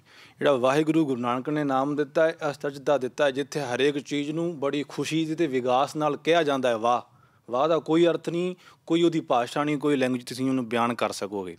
ਪਰ ਜੇਕਰ ਤੁਸੀਂ ਆਨੰਦ ਲੈਣਾ ਵਾਹਿਗੁਰੂ ਦਾ, ਉਹ ਤਾਂ ਤੁਸੀਂ ਹਰੇਕ ਚੀਜ਼ ਨੂੰ ਇੱਕ ਖੁਸ਼ੀ ਲੈ ਕੇ ਉਹਦਾ ਤੁਸੀਂ ਬਿਆਨ ਨਹੀਂ ਉਹਨੂੰ ਕਰ ਸਕਦੇ, ਬਾਕੀ ਉਹਦਾ ਆਨੰਦ ਹੀ ਲਿਆ ਜਾ ਸਕਦਾ, ਇਹ ਤੋਂ ਵੱਧ ਕੁਛ ਵੀ ਨਹੀਂ ਆ। ਗੁਰਬਾਣੀ ਵਿੱਚ ਬਹੁਤ ਐਸੀਆਂ ਉਦਾਹਰਨਾਂ ਹੈ, ਅਤੇ ਨਾਮ ਦੀ ਹੀ ਗੱਲ ਕੀਤੀ ਆ, ਰੱਬ ਦੀ ਹਰੇਕ ਸ਼ਬਦ ਵਿੱਚ ਨਾਮ ਦੀ ਗੱਲ ਕੀਤੀ ਆ। ਪਰ ਨਾਮ ਨੂੰ ਜੇਕਰ ਤੁਸੀਂ ਡਿਫਾਈਨ ਕਰਨਾ ਕਿ ਇੱਦਾਂ ਜਪਣਾ ਚਾਹੀਦਾ, ਅੰਤ ਗੁਰੂ ਅਰਾਧਨਾ ਜੀਵਾ ਜਪ ਗੁਰੂ ਨਾਮ, ਸਦਕੇ ਜੋ ਤੁਸੀਂ ਬੋਲਦੇ ਆ ਆਪਣੇ ਕੰਨਾਂ ਨਾਲ ਸੁਣੋ, ਮਨ ਨੂੰ ਇਕਾਗਰ ਰੱਖੋ, ਤਾਂ ਤੁਸੀਂ ਇਹਨੂੰ ਕੰਟੀਨਿਊ। ਬਾਕੀ ਤੋਤਾ ਰੱਟਣ ਵਾਲੀ ਜਿਹੜੀ ਤੁਸੀਂ ਗੱਲ ਕਰਦੇ ਆ, ਤੋਤਾ ਰੱਟਣਾ ਗੱਲ ਇਹ ਹੁੰਦੀ ਹੈ ਕਿ ਸਾਡੇ ਆਪੋ ਮਨ ਦੀ ਸ਼ਬਦਾਵਲੀ ਅਤੇ ਭਾਵਨਾ ਹੁੰਦੀ ਆ। ਜੇ ਕੋਈ ਬੰਦਾ ਘੰਟਾ ਨਾਮ ਜਪਣ ਬੈਠਦਾ ਹੈ, ਮੂੰਹ ਤੋਂ ਬੋਲਦਾ ਹੈ, ਉੱਚੀ ਬੋਲਦਾ ਹੈ, ਇਕੱਲਾ ਬੈਠਦਾ ਹੈ, ਉਹ ਆਪਣੇ ਫਾਇਦੇ ਲਈ ਬੋਲਦਾ ਕਿ ਜਿਹੜਾ ਮੇਰਾ ਮਨ ਬਾਹਰ ਜਾਂਦਾ ਹੈ ਨਾ, ਉਹਨੂੰ ਮੈਂ ਆਪਣੇ ਵੱਲ ਖਿੱਚ ਕੇ ਰੱਖਾਂ। ਉੱਚੀ ਤਾਂ ਬੋਲਦਾ ਹੈ। ਤੋਤਾ ਰੱਟ ਸਾਡੇ ਵਾਸਤੇ ਤੋਤਾ ਰੱਟਣਾ, ਕਿਉਂਕਿ ਅਸੀਂ ਇੱਕ ਪੈਰ ਨਹੀਂ ਚੱਲਿਓ ਬਸ, ਸਾਡੇ ਵਾਸਤੇ ਅੱਗੇ ਉੱਚੀ ਬੋਲਣਾ ਤੋਤਾ ਰੱਟਣਾ। ਪਰ ਜਿਹੜਾ ਨਾਮ ਵਿੱਚ ਖੁੱਭਿਆ ਬੰਦਾ, ਉਹਨੂੰ ਪਤਾ ਦੱਸਦਾ ਹੈ ਕਿ ਇਹ ਤੋਤਾ ਰੱਟਣ ਨਹੀਂ ਹੈ, ਇਹ ਤਾਂ ਮੈਂ ਆਪਣੇ ਮਨ ਨੂੰ ਖਿੱਚ ਕੇ ਰੱਖਦਾ ਉੱਚੀ ਬੋਲ ਕੇ। ਅਤੇ ਬਾਕੀ ਚਲੋ ਵਿਖਾਵਾ ਵੀ ਹੁੰਦਾ ਵੈ, ਸੰਸਾਰ ਦੇ ਵਿੱਚ ਲੋਕ ਵਿਖਾਵਾ ਹੀ ਕਰਦੇ, ਮੈਂ ਬਹੁਤ ਨਾਮ ਜਪਦਾ। ਪਰ ਜਿਹੜੀਆਂ ਗੁਰਮੁਖ ਰੂਹਾਂ ਹੁੰਦੀਆਂ ਨਾ, ਉਹ ਕਦੇ ਵਿਖਾਵਾ ਨਹੀਂ ਕਰਦੀਆਂ। ਜੇ ਸੰਗਤ ਵਿੱਚ ਉੱਚੀ ਵੀ ਬੋਲਦੀਆਂ ਤਾਂ ਲੋਕਾਂ ਦੇ ਭਲੇ ਵਾਸਤੇ ਹੀ ਬੋਲਦੀਆਂ, ਕਿਸੇ ਦੇ ਮੂੰਹ ਤੋਂ ਰੱਬ ਦਾ ਨਾਮ ਨਿਕਲ ਜਾਏ ਨਾ, ਗੱਲ ਇੱਦਾਂ ਹੁੰਦੀ ਹੈ। ਅਤੇ ਬਾਕੀ ਇਹਦੀ ਆਪੋ ਆਪਣੀ ਵਿਚਾਰ ਆ, ਥੋਟ ਆ ਨਾ, ਜਿਵੇਂ ਵੀ ਇਸ ਰਾਹ 'ਤੇ ਕੋਈ ਚੱਲਦਾ ਹੈ, ਉਹ ਆਪੋ ਆਪਣੇ ਉਹਦੇ ਵਿਚਾਰ ਉਵੇਂ 'ਤੇ ਬਣਦੇ ਜਾਂਦੇ ਆ। ਬਾਕੀ ਇਹ ਮੈਂ ਸਮਝਦਾ ਕਿ ਇਹ ਨਾਮ ਸਮਝਣ ਦਾ ਵਿਸ਼ਾ ਨਹੀਂ ਹੈ, ਇਹ ਮੰਨਣ ਦਾ ਵਿਸ਼ਾ ਹੈ। ਜਦੋਂ ਤੁਸੀਂ ਇਹਦਾ ਨਾਮ ਦਾ ਰਸ ਲੈਣ ਲੱਗ ਪਏ, ਤੁਹਾਨੂੰ ਆਟੋਮੈਟਿਕਲੀ ਪਤਾ ਲੱਗ ਜਾਏਗਾ ਕਿ ਨਾਮ ਹੈ ਕੀ ਚੀਜ਼, ਇਹ ਕਿਹੜਿਆਂ ਮੰਡਲਾਂ 'ਚ ਸਾਨੂੰ ਲੈ ਕੇ ਜਾਂਦਾ ਹੈ। ਅਤੇ ਇਹ ਮੇਰੀ ਭਾਵਨਾ ਜਾਂ ਇਹੀ ਵਿਚਾਰ ਨਾਮ ਪ੍ਰਤੀ ਆ। ਇਹ ਜਿਹੜਾ ਨਾਮ ਵਾਲਾ ਵਿਸ਼ਾ ਹੈ ਨਾ, ਇਹ ਵਿਸ਼ਾ 1-2 ਦਿਨ ਦੀ ਕਹਾਣੀ ਹੈ, ਭਾਵੇਂ ਤੁਸੀਂ ਇੱਕ ਪੂਰਾ ਸਾਲ ਲੱਗੇ ਰਹੋ, ਤੁਸੀਂ ਇਸ ਦੇ ਉੱਤੇ ਪੂਰੀ ਕੰਪਲੀਟ ਨਹੀਂ ਕਰ ਸਕਦੇ ਹੈਗੇ। ਕਿਉਂਕਿ ਜਿਹੜਾ ਤੁਹਾਨੂੰ ਨਿਤਨੇਮ ਆਪਾਂ ਨੂੰ ਦਿੱਤਾ ਮਹਾਰਾਜ ਨੇ, ਉਹ ਇਸ ਕਰਕੇ ਦਿੱਤਾ ਕਿ ਰਹਿਰਸ ਸੋਦਰ ਦੀ ਬਾਣੀ। ਉਹ ਕਿਉਂ ਦਿੱਤੀ ਆ? ਉਹ ਇਸ ਕਰਕੇ ਦਿੱਤੀ ਹੈ ਕਿ ਉਹ ਸ਼ਾਮ ਦਾ ਟਾਈਮ ਜਦੋਂ ਬੰਦਾ ਘਰ ਆਉਂਦਾ ਹੈਗਾ, ਅਤੇ ਉਸ ਵਕਤ ਆਣ ਕੇ ਉਹ ਗਲਾਸੀ ਖੋਲ੍ਹ ਕੇ ਚੱਕ ਕੇ ਦੇ ਵਿੱਚ ਬੋਤਲ ਦੇ ਨਾਲ ਲਾਲ ਰੰਗ ਦਾ ਪਾਣੀ ਜਿਹਨੂੰ ਆਪਾਂ ਕਹਿੰਦੇ ਹਾਂ ਜਾਂ ਸ਼ਰਾਬ ਕਹਿੰਦੇ ਹਾਂ, ਉਹ ਪੀਂਦਾ ਹੈਗਾ। ਜੇ ਤੁਸੀਂ ਨਿਤਨੇਮ ਕਰਦੇ ਹੋਵੋਗੇ ਸ਼ਾਮ ਨੂੰ, ਅਤੇ ਐਟੋਮੈਟਿਕਲੀ ਤੁਹਾਨੂੰ ਉਹ ਚੀਜ਼ ਤੋਂ ਤੁਸੀਂ ਦੂਰ ਰਹੋਗੇ, ਉਹ ਮਾੜੇ ਕੰਮ ਤੋਂ। ਸਭ ਤੋਂ ਵੱਡਾ ਫਾਇਦਾ ਤਾਂ ਇਹੀ ਹੈਗਾ ਵੀ ਇੱਕ ਜਿਹੜੀ ਕਿ ਗੁਰਬਾਣੀ ਹੈਗੀ ਆ, ਇਹੀ ਸਿਮਰਨ ਹੈ, ਇਹੀ ਨਾਮ ਹੈ। ਅਤੇ ਮਹਾਰਾਜ ਨੇ ਬਾਣੀ 'ਚ ਵੀ ਲਿਖਤਾ, ਬਾਹੋ ਬਾਹੋ ਬਾਣੀ ਨਿਰੰਕਾਰ ਹੈ, ਤਿਸ ਜੇਵੜ ਅਵਰ ਨਾ ਕੋਏ। ਜੇ ਉਹ ਬਾਣੀ ਨਿਰੰਕਾਰ ਹੈਗੀ ਆ, ਤਾਂ ਫਿਰ ਸਾਨੂੰ ਉਸ ਨੂੰ ਤੋਤਾ ਰੱਟਣ ਨਹੀਂ ਕਹਿਣਾ ਚਾਹੀਦਾ, ਕਿਉਂਕਿ ਵਾਹਿਗੁਰੂ ਵਾਹਿਗੁਰੂ ਵਾਹਿਗੁਰੂ ਵਾਹਿ ਜੀਓ ਆਪਾਂ ਪੜ੍ਹਦੇ ਹੈਗੇ ਹਾਂ। ਜੋ ਵਾਹਿਗੁਰੂ ਸ਼ਬਦ ਹੈਗਾ ਆ ਉਸ ਨੂੰ ਹੀ ਪਰਮਾਤਮਾ ਨੇ ਆਪਾਂ ਨੂੰ ਜਪਣ ਦਾ ਜੋ ਪੰਜ ਪਿਆਰੇ ਹੈ ਉਹ ਵੀ ਆਪਾਂ ਨੂੰ ਕਹਿੰਦੇ ਗੁਰਮੰਤਰ ਦਿੰਦੇ ਆ, ਮੰਤਰ ਦਿੰਦੇ ਹੈਗੇ ਆ। ਜੇ ਤੁਸੀਂ ਇਹ ਨਾਮ ਜਪ ਕੇ ਕਦੀ ਤੁਹਾਡੇ ਮਨ ਦੇ ਵਿੱਚ ਖੁਸ਼ੀ ਨਹੀਂ ਆਈ, ਖੇੜਾ ਨਹੀਂ ਆਇਆ, ਇਹ ਸਮਝ ਲੈਣਾ ਕਿ ਆਪਣਾ ਤੋਤਾ ਰੱਟ ਨਹੀਂ ਹੈਗਾ। ਜੇ ਤੁਹਾਨੂੰ ਕੁਛ ਮਿਲਦਾ ਹੈਗਾ ਆ ਤਾਂ ਫਿਰ ਤੁਸੀਂ ਜ਼ਰੂਰ। ਔਰ ਇੱਕ ਗੱਲ ਇਹ ਵੀ ਹੁੰਦੀ ਹੈ, ਗੁਰੂ ਘਰ ਦੇ ਗ੍ਰੰਥੀ ਸਿੰਘ ਨੇ ਭਾਈ ਰਾਮ ਸਿੰਘ ਜੀ, ਭਾਈ ਗੁਰਲਾਲ ਸਿੰਘ ਜੀ, ਇਸ ਸਟੇਜ ਤੋਂ ਜਦੋਂ ਵੀ ਬੋਲਦੇ ਆਪਣਾ ਪਾਠ ਕਰਦੇ ਆ, ਕੀਰਤਨ ਕਰਦੇ ਆ, ਕਥਾ ਕਰਦੇ ਆ, ਅਤੇ ਸੰਗਤਾਂ ਨੂੰ ਆਵਾਜ਼ ਦਿੰਦੇ ਆ ਭਾਈ ਆਓ ਚਾਹ ਪਾਣੀ ਛੱਡ ਕੇ ਆਪਾਂ ਇਸ ਵੇਲੇ ਆਈਏ। ਆਪਾਂ ਹਰ ਰੋਜ਼ ਸੰਡੇ ਨੂੰ ਗੁਰਦੁਆਰੇ ਜਾਂਦੇ ਹੈਗੇ ਆ ਅਤੇ ਸਾਡਾ ਜ਼ਿਆਦਾਤਰ ਸਮਾਂ ਜੋ ਲੰਗਰ ਵਿੱਚ ਬੀਤ ਜਾਂਦਾ ਹੈਗਾ ਅਤੇ ਉਹ ਸੰਗਤ ਵਿੱਚ ਆਪਾਂ ਬਿਤਾਉਂਦੇ ਨਹੀਂ ਹੈਗੇ। ਜੇ ਆਪਾਂ ਸਮਾਂ ਸੰਗਤ ਵਿੱਚ ਬਿਤਾਇਆ ਨਹੀਂ ਹੈ ਤਾਂ ਫਿਰ ਸਾਨੂੰ ਉਸ ਦਾ ਆਨੰਦ ਵੀ ਨਹੀਂ ਮਿਲਣਾ। ਅਤੇ ਇਹਨਾਂ ਦਾ ਮਕਸਦ ਕੀ ਹੁੰਦਾ ਹੈਗਾ, ਕਿਉਂਕਿ ਇਹਨਾਂ ਨੂੰ ਤਾਂ ਜਿਹੜਾ ਫਾਇਦਾ ਮਿਲਣਾ ਹੈਗਾ ਉਹ ਮਿਲਣਾ ਹੀ ਆਪਣਾ ਜਪਦੇ ਹੈਗੇ ਆ। ਉਹਦਾ ਇਹ ਹੁੰਦਾ ਵੀ ਜਿਹੜੇ ਹੋਰ ਆਪਾਂ 10-20 ਬੰਦੇ ਗਏ ਹੁੰਦੇ ਉਹ ਵੀ ਜੁੜ ਕੇ ਆਪਣੇ ਪਰਿਵਾਰ ਦਾ ਆਪਣਾ ਭਲਾ ਕਰ ਲਈਏ। ਇਹੀ ਜੋ ਨਾਮ ਹੈਗਾ ਆ ਸੰਗਤ ਵਿੱਚ ਬੈਠ ਕੇ ਜਾਂ ਇਕੱਲੇ ਬੈਠ ਕੇ, ਬਾਕੀ ਲੋਕ ਦਿਖਾਵਾ ਕਰਨ ਦੀ ਕਿਰਿਆ ਨਹੀਂ ਹੈਗੀ। ਅਤੇ ਜੇ ਕੋਈ ਬੰਦਾ ਧੌਂਸ ਕਰੇ ਕਿਸੇ 'ਤੇ ਵੀ ਮੈਂ ਇੰਨੇ ਪਾਠ ਕੀਤੇ, ਤੂੰ ਇੰਨੇ ਕੀਤੇ ਹੈਗੇ ਆ, ਅਤੇ ਲੇਕਿਨ ਇਹ ਗੱਲ ਮੇਰਾ ਖਿਆਲ ਉੱਥੇ ਉਹ ਬੰਦੇ ਆਪਾਂ ਸਾਰੇ ਗਲਤ ਹੈਗੇ ਆ। ਅਤੇ ਇਹ ਜਾਪ ਕੇ ਇੱਕ ਇਹ ਹੈਗਾ। ਦੂਸਰਾ ਇਹ ਹੈਗਾ ਆ ਵੀ ਜੇ ਤੁਸੀਂ ਅੱਜ ਆਵਾਜ਼ ਦਿੱਤੀ ਹੈਗੀ ਆ, ਤੁਹਾਡੇ ਕਹਿਣ ਨਾਲ 1-2 ਪੁਰਾਣੀ ਸਵੇਰ ਦਾ ਨਿਤਨੇਮ ਕਰਨ ਲੱਗ ਪਏ, ਸ਼ਾਮ ਦਾ ਨਿਤਨੇਮ ਕਰਨ, ਭਾਵੇਂ ਜਪਜੀ ਸਾਹਿਬ ਆ, ਚੌਪਈ ਸਾਹਿਬ ਆ, ਜਾਂ ਤੁਸੀਂ ਮੂਲ ਮੰਤਰ ਹੀ ਕਹਿ ਲਓ, ਜਿੰਨਾ ਵੀ ਤੁਸੀਂ ਪੜ੍ਹਨ ਲੱਗ ਪਏ, ਅਤੇ ਮੇਰੇ ਖਿਆਲ ਸਾਹਿਬ ਉੱਥੇ ਕਹਿਣ ਵਾਲੇ ਦਾ ਵੀ ਅਤੇ ਕਰਨ ਵਾਲੇ ਦੋਹਾਂ ਦਾ ਹੀ ਭਲਾ ਹੈਗਾ। ਇਤਿਹਾਸ ਦੇ ਵਿੱਚ ਗੱਲ ਆਉਂਦੀ ਹੈ ਕਿ ਆਪਣੇ ਗੁਰੂ ਸਾਹਿਬ ਜੀ ਨੂੰ ਪੁੱਛਿਆ ਭਾਈ ਬੈਲੋ ਜੀ ਨੇ ਕਿ ਗੁਰਮੁਖ ਰੋਮ ਰੋਮ ਹਰ ਧਿਆਵਾ ਦਾ ਕੀ ਮਤਲਬ ਹੈ। ਤਾਂ ਗੁਰੂ ਸਾਹਿਬ ਨੇ ਕਿਹਾ ਤੁਹਾਨੂੰ ਇਹਦਾ ਜਵਾਬ ਦੇਵਾਂਗੇ। ਉਹਨਾਂ ਨੇ 2 ਕੁੱਜੇ ਸੀਗੇ, ਇੱਕ ਦੇ ਵਿੱਚ ਪਾਣੀ ਅਤੇ ਇੱਕ ਦੇ ਵਿੱਚ ਘਿਓ ਸੀ। ਅਤੇ ਗੁਰੂ ਸਾਹਿਬ ਨੇ ਢੱਕ ਕੇ ਕਿਹਾ ਵੀ ਉਹਨੂੰ ਜਾ ਕੇ ਘਿਓ ਵਾਲਾ ਚੱਕ ਕੇ ਲਿਆਉਣਾ, ਪਰ ਢੱਕਣ ਨਹੀਂ ਚੁੱਕਣਾ, ਅਤੇ ਘਿਓ ਵਾਲਾ ਚੱਕ ਕੇ ਲਿਆਉਣਾ। ਜਦੋਂ ਉਹ ਗਏ ਤਾਂ ਜਾ ਕੇ ਉਹਨਾਂ ਨੇ ਚੁੱਕਿਆ ਕੁੱਜਾ ਅਤੇ ਉਹ ਘਿਓ ਵਾਲਾ ਲੈਣ ਦਾ। ਉਹਨਾਂ ਪੁੱਛਿਆ ਵੀ ਇਹ ਘਿਓ ਵਾਲਾ ਕਿਵੇਂ ਲੈ ਕੇ ਆਇਆ, ਤੁਸੀਂ ਢੱਕਣ 'ਤੇ ਚੁੱਕਿਆ ਨਹੀਂ, ਪਤਾ ਨਹੀਂ ਵੀ ਕਿਹ 'ਚ ਘਿਓ ਹੈ ਅਤੇ ਕਿਹ 'ਚ ਪਾਣੀ ਹੈ, ਅਤੇ ਤੁਹਾਨੂੰ ਕਿਵੇਂ ਪਤਾ ਲੱਗਾ ਕਿ ਇਹਦੇ ਵਿੱਚ ਘਿਓ ਹੈ ਅਤੇ ਇਹ 'ਚ ਪਾਣੀ ਹੈ। ਅਤੇ ਉਹਨਾਂ ਨੇ ਕਿਹਾ ਵੀ ਇਹਦੇ ਬਾਹਰੋਂ ਜਿਹੜੀ ਥੰਧਿਆਈ ਸੀ ਨਾ, ਉਹ ਤੋਂ ਪਤਾ ਲੱਗ ਗਿਆ ਵਿੱਚ ਘਿਓ ਹੈ, ਅਤੇ ਜਿਹੜਾ ਪਾਣੀ ਸੀ ਉਹ ਤੋਂ ਪਤਾ ਲੱਗ ਗਿਆ ਵੀ ਉਹ ਪਾਣੀ ਨੇ, ਕਿਉਂਕਿ ਉਹਨੂੰ ਥੰਧਿਆਇਆ ਨਹੀਂ ਕਰਨਾ, ਉਹਨੂੰ ਮੁਲਾਇਮ ਨਹੀਂ ਕਰਨਾ, ਨਰਮ ਨਹੀਂ ਕਰਨਾ। ਇਸ ਕਰਕੇ ਜਿਹੜਾ ਜਿਹਦੇ ਵਿੱਚ ਘਿਓ ਸੀ ਉਹ ਆਪੇ ਪਤਾ ਲੱਗਿਆ। ਫਿਰ ਗੁਰੂ ਸਾਹਿਬ ਨੇ ਕਿਹਾ ਜਿਹੜਾ ਰੋਮ ਰੋਮ ਹਰ ਧਿਆਵਾ ਦਾ ਮਤਲਬ ਹੀ ਇਹੀ ਹੈ ਕਿ ਉਸ ਸਿੱਖ ਦਾ ਬਾਹਰੋਂ ਪਤਾ ਚੱਲ ਜਾਂਦਾ ਹੈ, ਗੁਰਸਿੱਖ ਦਾ, ਵੀ ਇਹ ਨਾਮ ਜਪਣ ਵਾਲਾ। ਮੇਰੇ ਮਤਲਬ ਕਹਿਣ ਦਾ ਇਹੀ ਹੈ ਕਿ ਤੋਤਾ ਰਟਣ ਦੀ ਮਤਲਬ ਇਹ ਨਹੀਂ ਗੱਲ ਮੈਂ ਕਹਿ ਰਿਹਾ, ਗੁਰਬਾਣੀ ਕਹਿ ਰਹੀ ਹੈ। ਸਾਡੇ ਕਹਿਣ ਨਾਲ ਨਹੀਂ ਗੱਲ ਕਹੀ ਜਾ ਰਹੀ, ਗੁਰਬਾਣੀ ਕਹਿ ਰਹੀ ਹੈ ਵੀ ਜੇ ਤੂੰ ਰੱਬ ਦਾ ਨਾਂ ਵੀ ਲੈਣਾ, ਹਰ ਹਰ ਵੀ ਕਰਦਾ ਅਤੇ ਕਪਟ ਨਹੀਂ ਛੱਡਦਾ, ਵੈਰ ਵਿਰੋਧ ਨਹੀਂ ਛੱਡਦਾ, ਅਤੇ ਤੇਰਾ ਹਿਰਦਾ ਸ਼ੁੱਧ ਨਹੀਂ ਹੋਣਾ। ਉਹ ਤਾਂ ਫਿਰ ਉਹ ਕੁੱਜੇ ਵਾਲੀ ਗੱਲ ਹੋਣੀ ਹੈ। ਜੇ ਤਾਂ ਅੰਦਰੋਂ ਕੋਈ ਠੰਡਿਓਲਿਆ ਹੋ ਗਿਆ ਜਾਂ ਉਹਦੇ ਵਿੱਚ ਥੰਧਿਆਈ ਆਈ ਆ ਜੀਵਨ ਦੇ ਵਿੱਚ, ਜਾਂ ਬਾਹਰੋਂ ਦਿਸਦਾ, ਅਤੇ ਫਿਰ ਤਾਂ ਸਮਝ ਲੈ ਕਿ ਨਾਮ ਦਾ ਕੋਈ ਅਸਰ ਹੋ ਰਿਹਾ। ਅਤੇ ਜੇ ਨਹੀਂ ਹੈ ਤਾਂ ਫਿਰ ਕਿਸ ਤਰ੍ਹਾਂ। ਸਤਿਗੁਰੂ ਸੱਚੇ ਪਾਤਸ਼ਾਹ ਨੂੰ ਇੱਥੇ ਵੀ ਸਿੱਖਾਂ ਨੇ ਪੁੱਛਿਆ ਸੀਗਾ ਕਿ ਪਾਠ ਕਰੈ ਹਮ ਨਿਤ ਗੁਰਬਾਣੀ, ਅਰਥ ਪਰਮਾਰਥ ਕਿਛੂ ਨਾ ਜਾਣੀ, ਜੋ ਮਾਰਗ ਹਮ ਗੁਰ ਬਤਲਾਏ, ਸੋ ਹਮ ਤੇ ਨਾ ਜਾਤ ਕਮਾਏ। ਅਤੇ ਗੁਰੂ ਸਾਹਿਬ ਨੇ ਉੱਥੇ ਵੀ ਇਹੀ ਦੱਸਿਆ ਸੀਗਾ। ਠੀਕਰ ਇੱਕ ਦੇ ਕੇ ਅਤੇ ਉਹ ਟੁੱਟਾ ਪਿਆ ਸੀ ਠੀਕਰ, ਅਤੇ ਗੁਰੂ ਸਾਹਿਬ ਨੇ ਕਿਹਾ ਇਹਨੂੰ ਸਾਫ਼ ਕਰਕੇ ਅਤੇ ਦੇਖੋ ਵਿੱਚ ਕਿ ਮਾਈ ਨੇ ਕਿਸ ਨੇ ਕੀ ਪਾਇਆ ਸੀ ਪਹਿਲਾਂ, ਟੁੱਟਣ ਤੋਂ ਪਹਿਲਾਂ। ਅਤੇ ਸਿੱਖਾਂ ਨੇ ਜਦੋਂ ਦੇਖਿਆ ਤਾਂ ਕਹਿੰਦੇ ਲੱਗਦਾ ਇਹਦੇ ਵਿੱਚ ਘਿਓ ਕਿਤੇ ਕੋਈ ਮਾਈ ਰਿੜਕ ਕੇ ਅਤੇ ਪਾਉਂਦੀ ਰਹੀ ਹੈ। ਉਹਨਾਂ ਕਿਹਾ ਤਾਂ ਇਹ ਕਿਸ ਤਰ੍ਹਾਂ, ਕਹਿੰਦੇ ਕਿ ਇਹ ਬੜੀ ਮੁਲਾਇਮ, ਬੜਾ ਇਹ 'ਚ ਨਰਮੀ ਹੈ, ਇਹਦੇ ਵਿੱਚ ਨਿਰਮਾਨਤਾ ਆ। ਤਾਂ ਗੁਰੂ ਸਾਹਿਬ ਨੇ ਕਿਹਾ ਸੀ ਰਹੀ ਚਿਕਨ ਤਾਂ ਠੀਕਰ ਮਾਹੇ, ਤਿਉਂ ਗੁਰਬਾਣੀ ਰਹਿ ਮਨ ਮਾਹੇ, ਕਿ ਜਿਵੇਂ ਇਹਦੇ ਠੀਕਰ ਦੇ ਵਿੱਚ ਘਿਓ ਪੈਣ ਕਰਕੇ ਇਹਦੇ ਅੰਦਰ ਨਰਮਾਈ ਪੈਦਾ ਹੋ ਗਈ ਹੈ, ਇਸੇ ਤਰ੍ਹਾਂ ਹੀ ਗੁਰਬਾਣੀ ਜਿਹਦੇ ਹਿਰਦੇ ਅੰਦਰ ਟਿਕਦੀ ਆ ਉਹਦੇ ਅੰਦਰ ਵੀ ਨਿਰਮਾਨਤਾ, ਨਿਰਮਲਤਾ ਅਤੇ ਇਸ ਤਰ੍ਹਾਂ ਮੁਲਾਇਮਪਣਾ ਅਤੇ ਇਸ ਤਰ੍ਹਾਂ ਦੀ ਥੰਧਿਆਈ ਉਹਦੇ ਵਿੱਚ ਪੈਦਾ ਹੁੰਦੀ ਹੈ। ਸੋ ਇਹ ਉਹਦਾ ਅਸਰ ਗੁਰੂ ਸਾਹਿਬਾਂ ਨੇ ਵੀ ਐਗਜ਼ਾਮਪਲਾਂ ਦੇ ਕੇ ਦੱਸਿਆ ਕਿ ਜੇ ਤਾਂ ਅੰਦਰ ਕੁਛ ਠਹਿਰਿਆ ਅਤੇ ਉਹਦਾ ਅਸਰ ਦਿਸਦਾ ਹੈ, ਜੇ ਨਹੀਂ ਠਹਿਰਿਆ ਤਾਂ ਫਿਰ ਉਹਦਾ। ਕਿਉਂਕਿ ਜੋ ਗੁਰਬਾਣੀ ਹੈਗੀ ਆ, ਵਾਰ-ਵਾਰ ਗੁਰੂ ਸਾਹਿਬ ਇਹ ਕਹਿੰਦੇ ਹੈਗੇ ਆ, ਕੋਈ ਇਨਸਾਨ ਆਪਣੇ ਕੀਤੇ ਕਰਮ ਜੋ ਬਖਸ਼ਾਉਣੇ ਚਾਹੁੰਦਾ ਹੈਗਾ, ਜਿਹੜੇ ਉਹਨੂੰ ਲੱਗਦੇ ਹੈਗੇ ਉਹ ਚੰਗੇ ਨਹੀਂ ਹੈਗੇ ਮੈਂ ਕੀਤੇ ਜਾਂ ਮਾੜਾ ਕੰਮ ਕੀਤਾ ਹੈਗਾ, ਉਹ ਆਪਣੇ ਆਪ ਨੂੰ ਸਮਰਪਿਤ ਕਰਕੇ ਗੁਰੂ ਕੋਲ ਆ ਜਾਵੇ ਅਤੇ ਗੁਰੂ ਮਹਾਰਾਜ ਹਮੇਸ਼ਾ ਇਹਨੂੰ ਬਖਸ਼ ਦਿੰਦੇ ਹੈਗੇ ਆ।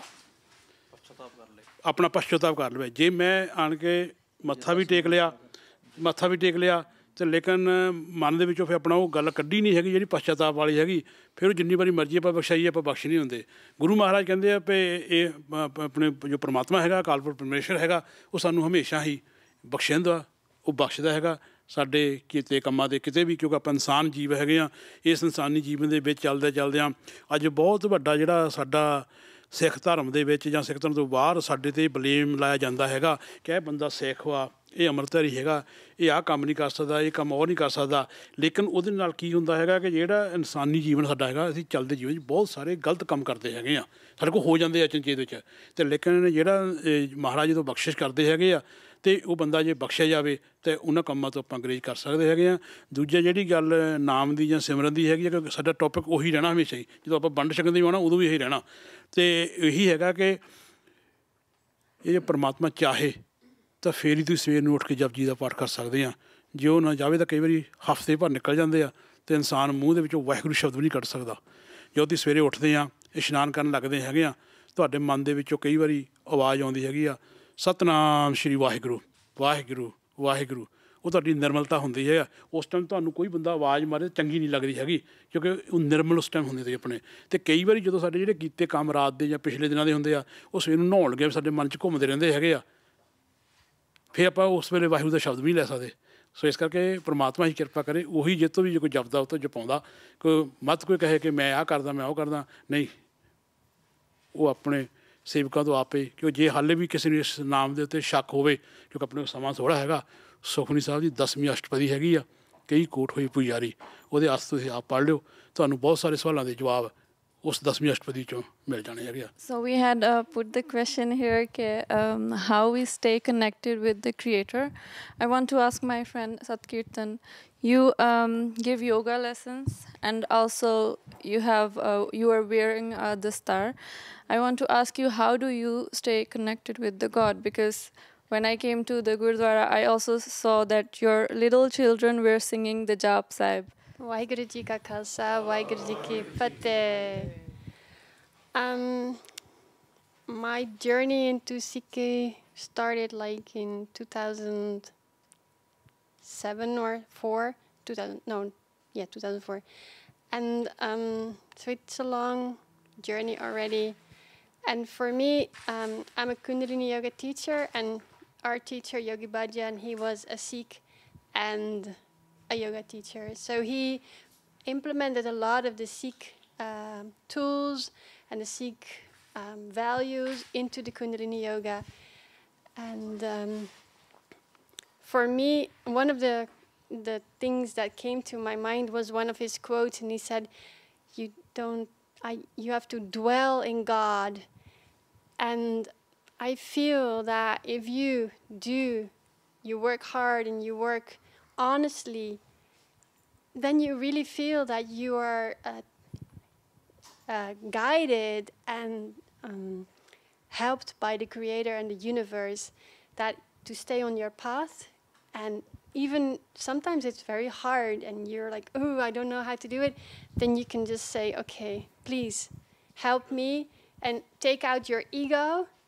And we have a lot of Kundalini Yoga exercises that help you to really cut down the ego. And for me, the biggest one was to take Amrit, because then I really felt like, okay, I've been living from my head or from my ego for almost 40 years now, and now it's time to live from the heart. So when I did that, I really felt like, okay, now I just want to serve. And because I have had everything in my life, and I've felt like, okay, you can have, because I think many people, they are here and just, you grow up and you feel like, okay, I should study hard, work hard, and get a lot of money and get a big house and go on holidays, and then I should be happy. But happiness doesn't come, or at least with me, it didn't come that way. I needed to go to inside and really feel this creator and this connection with me inside. And then it doesn't matter if you have a big house, small house, or whatever. I feel connected within myself. And that is for me true happiness and true wealth. And when I took Amrit, also my little children, they really felt like, okay, I also want to crown myself every day. So they're proud of it. They go to school with it, and it's a tool, because people always ask me if it's a religion and why do you do it, and I always say it's a tool because it helps me to, there's so many things that come on your path and so many things that can distract you, or so this turban is a way for me to just say, okay, no, this is my way, and let the other things just go by. And also every day when you do this, you feel like you're a prince or a princess, and you crown yourself, and it makes you feel, or it makes me feel good about myself. And yeah, that's what I take from Sikhi, and I'm very, very grateful that it came on my path, and I don't know where it's going to take me, but for my soul, it's really, I really feel blessed. Thank you. Waheguru ji ਕਾ ਖਾਲਸਾ ਵਾਹਿਗੁਰੂ ਜੀ ਕੀ ਫਤਿਹ। ਜਿਵੇਂ ਭੈਣ ਜੀ ਨੇ ਸਮਝਾਇਆ ਕਿ ਜਦੋਂ ਉਹ ਨਾਮ ਜਪਦੇ ਆ ਉਹਨਾਂ ਨੂੰ ਇੱਦਾਂ ਲੱਗਦਾ ਕਿ ਉਹ ਗੋਡ ਦੇ ਨਾਲ ਕਨੈਕਟਡ ਹੈਗੇ, ਅਤੇ ਜਦੋਂ ਵੀ ਉਹ ਜਿਹੜੇ ਰਾਹ ਵੀ ਚੱਲਦੇ, ਚਾਹੇ ਉਹਨਾਂ ਨੂੰ ਔਖਾ ਵੀ ਲੱਗੇ, ਤਾਂ ਉਹ ਉਸ ਪਰਮਾਤਮਾ ਦੀ ਹੈਲਪ ਲੈ ਲੈਂਦੇ ਆ ਕਿ ਵਾਹਿਗੁਰੂ ਮੇਰੀ ਹੈਲਪ ਕਰੋ ਨਾ ਇਸ ਰਾਹ 'ਤੇ ਤੁਰਨ ਦੀ। ਕਿਉਂਕਿ ਸਹੀ ਰਸਤਾ ਜਿਹੜਾ ਹੁੰਦਾ ਆ ਅਰਨਿੰਗ ਓਨੈਸਟਲੀ, ਕਿਰਤ ਕਰਨੀ, ਇਹ ਔਖਾ ਹੁੰਦਾ ਆ, ਤਾਂ ਔਖੇ ਰਸਤੇ ਵਿੱਚ ਫਿਰ ਪਰਮਾਤਮਾ ਆਪ ਸਹਾਈ ਹੁੰਦੇ ਆ। ਬਟ ਜਿੱਦਾਂ ਭਾਈ ਸਾਹਿਬ ਨੇ ਕਿਹਾ ਕਿ ਜਿਹੜਾ ਨਾਮ ਦਾ ਟੋਪਿਕ ਹੈਗਾ, ਕੈਨ ਨਾਟ ਬੀ ਕਵਰ ਇਨ ਅ ਡੇ ਔਰ ਫਿਊ ਆਵਰਸ, ਕਿ ਨਾਮ ਅਥਾਹ ਹੈਗਾ। ਬਟ ਜਿੱਦਾਂ ਭਾਈ ਸਾਹਿਬ ਨੇ ਦੱਸਿਆ, ਨਾਮ ਦਾ ਸਾਰਾ ਸਾਰ ਜਦੋਂ ਆਪਾਂ ਵਾਹਿਗੁਰੂ ਕਹਿੰਦੇ ਹਾਂ, it's I have the experiences from other people only. Like ਮੈਂ ਇੰਨਾ ਗਿਆਨੀ ਨਹੀਂ ਜਿੱਦਾਂ ਭਾਈ ਸਾਹਿਬ 'ਤੇ ਕਿਰਪਾ ਹੈਗੀ ਗੁਰੂ ਸਾਹਿਬ ਦੀ। There was a professor from Amritsar university, ਉਹਨਾਂ ਨੇ ਸਾਨੂੰ ਇੱਕ ਵਾਰੀ ਦੱਸਿਆ ਸੀ ਕਿ basically how he perceives what Waheguru means. He told us Vaha is something like you are saying wow. When you are saying wow to Guru, that you are, it's such a big universe, and you are just like this much, not even this much. ਤੁਸੀਂ ਕਿੰਕਰ ਮਾਤਾ ਬਹੁਤ ਛੋਟੇ ਜਿਹੇ ਹੈਗੇ ਹੋ, and ਤਾਂ ਵੀ ਤੁਹਾਡੇ ਪਲ ਪਲ ਦਾ ਜਿਹੜਾ ਹੈਗਾ ਗੁਰੂ ਸਾਹਿਬ ਆਪ ਰਾਖੀ ਕਰਦੇ ਨੇ। He takes care of you as like for every second, even less than a second, he take care of you for everything. So that's the vadiyai of Guru Sahib. That's something you feel like when you feel that, see, inne atha, inne pyar wale sade Guru Sahib hege, that's what Rab is for us. And then when you say Vaha, Guru, so you feel that inside, that this is something Guru Sahib do for us. And ਜਦੋਂ ਆਪਾਂ ਗੱਲ ਕਰਦੇ ਹਾਂ ਨਾਮ ਦੀ, ਤੇ ਗੁਰੂ ਸਾਹਿਬ ਨੇ ਜਦੋਂ ਸਾਨੂੰ ਬਾਣੀ ਦਿੱਤੀ, ਸਾਨੂੰ ਸਾਡੇ ਜੁਗੋ ਜੁਗਟਲ ਗੁਰੂ ਸਾਹਿਬ ਦਿੱਤੇ, ਗੁਰੂ ਗ੍ਰੰਥ ਸਾਹਿਬ ਦਿੱਤੇ, the starting he did with ਇੱਕ Onkar. So I was reading somewhere, ਇੱਕ ਓਂਕਾਰ ਦਾ ਉਹਨਾਂ ਨੇ like try to translate. This is something which actually covers the whole universe. They said like the way we communicate to everybody, ਤਿੰਨ ਤਰ੍ਹਾਂ ਦੀ languages ਹੈਗੀਆਂ ਨੇ. Like there are 3 type of languages: the sign language, the number language, and the word language. So ਇੱਕ ਜਿਹੜਾ ਹੈਗਾ that represents a number language, it's 1. Oang ਜਿਹੜਾ ਹੈਗਾ, that's a word language which means the creator. And Kar is a symbol language which means the creation. So Guru Sahib gave us the very first word in our Guru Granth Sahib as the sar of the whole universe, like the creator and the creation is one. So when he actually told that thing, from there it starts like, this is the Naam. The Bani, how you actually read the Bani, you have to understand that you are an image of the creator. So ਜਦੋਂ ਵੀ ਤੁਸੀਂ ਨਾਮ ਸਿਮਰਨ ਕਰਦੇ ਹੋ, ਜਦੋਂ ਵੀ ਤੁਸੀਂ ਬਾਣੀ ਪੜ੍ਹਦੇ ਹੋ, it's more of like Bani tells you how you have to be that creator, how you have to feel inside that you are a part of that creator. And ਜਿੱਦਾਂ ਭੈਣ ਜੀ ਨੇ ਗੱਲ ਕੀਤੀ ਤੋਤਾ ਰਤਨ ਦੀ, there's a very funny thing actually we had an experience from my life. ਜਿੱਦਾਂ ਗੁਰੂ ਸਾਹਿਬ ਕਹਿੰਦੇ ਨੇ ਸਾਥ ਸਿਮਰਨਾ ਚਾਹੀਦਾ ਹੈ, ਅਤੇ ਇੱਕ ਸਿੰਘ ਸਾਹਿਬ ਨੇ ਸਾਨੂੰ ਲੰਗਰ ਛਕ ਰਹੇ ਸੀ। ਸਿੰਘ ਸਾਹਿਬ ਨੇ ਸਾਨੂੰ ਪੁੱਛਿਆ ਕਿ ਜਦੋਂ ਤੁਸੀਂ ਸਮਾਗਮ 'ਤੇ ਜਾਂਦੇ ਹੋ ਅਤੇ ਤੁਸੀਂ ਉੱਚੀ ਉੱਚੀ ਨਾਮ ਬੋਲਦੇ ਹੋ, ਇੱਦਾਂ ਲੱਗਦਾ ਜਿੱਦਾਂ ਕੋਈ ਜਿੱਦਾਂ ਕੋਈ ਕੁੱਤਾ ਆਵਾਜ਼ ਨਿਕਾਲ ਰਿਹਾ ਹੋਵੇ, ਮਾਫ ਕਰਨਾ, that's what his words were, like as like the dog is barking, you take the naam so loud. ਤੇ he was like, I don't understand, ਤੁਸੀਂ ਸਿੱਖੀ ਦਾ ਮਜ਼ਾਕ ਬਣਾਉਂਦੇ ਹੋ. Then Guru Sahib ਦੀ ਵਡਿਆਈ ਹੈਗੀ ਸੀ. Guru Sahib actually gave this answer, and we were talking, and we just asked him ਕਿ ਵਾਹਿਗੁਰੂ ਜੀ ਤੁਸੀਂ ਸਵੇਰੇ ਬਾਣੀ ਪੜ੍ਹਦੇ ਹੋ, ਤੁਸੀਂ ਸਵੇਰੇ ਆਪਣਾ ਨਿਤਨੇਮ ਕਰਦੇ ਹੋ, you do Japji Sahib, right, ਤੇ how you do it, like ਤੁਸੀਂ ਬਹਿ ਕੇ ਕਰਦੇ ਹੋ, ਕਹਿੰਦੇ ਨਹੀਂ ਟਾਈਮ ਨਹੀਂ ਮਿਲਦਾ ਇਹਨਾਂ, ਤੇ ਆਫਿਸ ਜਾਣਾ ਹੁੰਦਾ, ਬਟ ਮੈਨੂੰ ਜਪਜੀ ਸਾਹਿਬ ਪੂਰਾ ਯਾਦ ਹੈਗਾ, ਤੇ ਮੈਂ ਪੱਗ ਬੰਨ੍ਹਦੇ ਬੰਦੇ ਮੈਂ ਜਪਜੀ ਸਾਹਿਬ ਕਰ ਲੈਂਦਾ. ਮੈਂ ਕਿਹਾ ਤੁਹਾਨੂੰ ਯਾਦ ਹੈਗਾ ਕਦੀ ਇੱਦਾਂ ਵੀ ਹੁੰਦਾ ਹੋਏਗਾ, like sometime it might happen ਕਿ you are doing the part and you forget that doing your part, but then you do it perfectly and it completed. So like, yeah, because I remember it from my heart, ਤੇ ਇਸ ਕਰਕੇ ਜਦੋਂ ਮੈਂ ਪਾਠ ਸ਼ੁਰੂ ਕਰਦਾ ਤੇ ਪਾਠ ਆਪੇ ਮੇਰੇ ਅੰਦਰ ਚੱਲਦਾ ਜਾਂਦਾ ਹੈ, ਬਿਕੋਜ਼ ਮੈਂ ਰੋਜ਼ ਕਰਦਾ ਤੇ ਮੈਨੂੰ ਪ੍ਰੈਕਟਿਸ ਹੋ ਗਈ ਹੈ. So Guru Sahib actually gave this answer himself on this.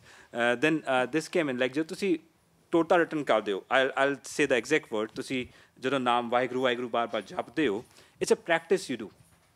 No, when you actually do it again and again and again with your saas, when you actually use your breath as a medium to do something again and again, ਜਿੱਦਾਂ ਤੁਸੀਂ ਬਾਣੀ ਜਿਹੜੀ ਹੈਗੀ ਹੈ, ਤੁਸੀਂ ਪਾਠ ਜਿਹੜਾ ਤੁਹਾਨੂੰ ਯਾਦ ਹੋ ਗਿਆ, ਉਹ ਨਾਮ ਜਿਹੜਾ ਹੈਗਾ ਤੁਹਾਡੇ ਸਾਸ ਦੇ ਨਾਲ ਜਿਹੜਾ ਹੈਗਾ ਇੱਕਮਿਕ ਹੋ ਜਾਂਦਾ ਹੈ.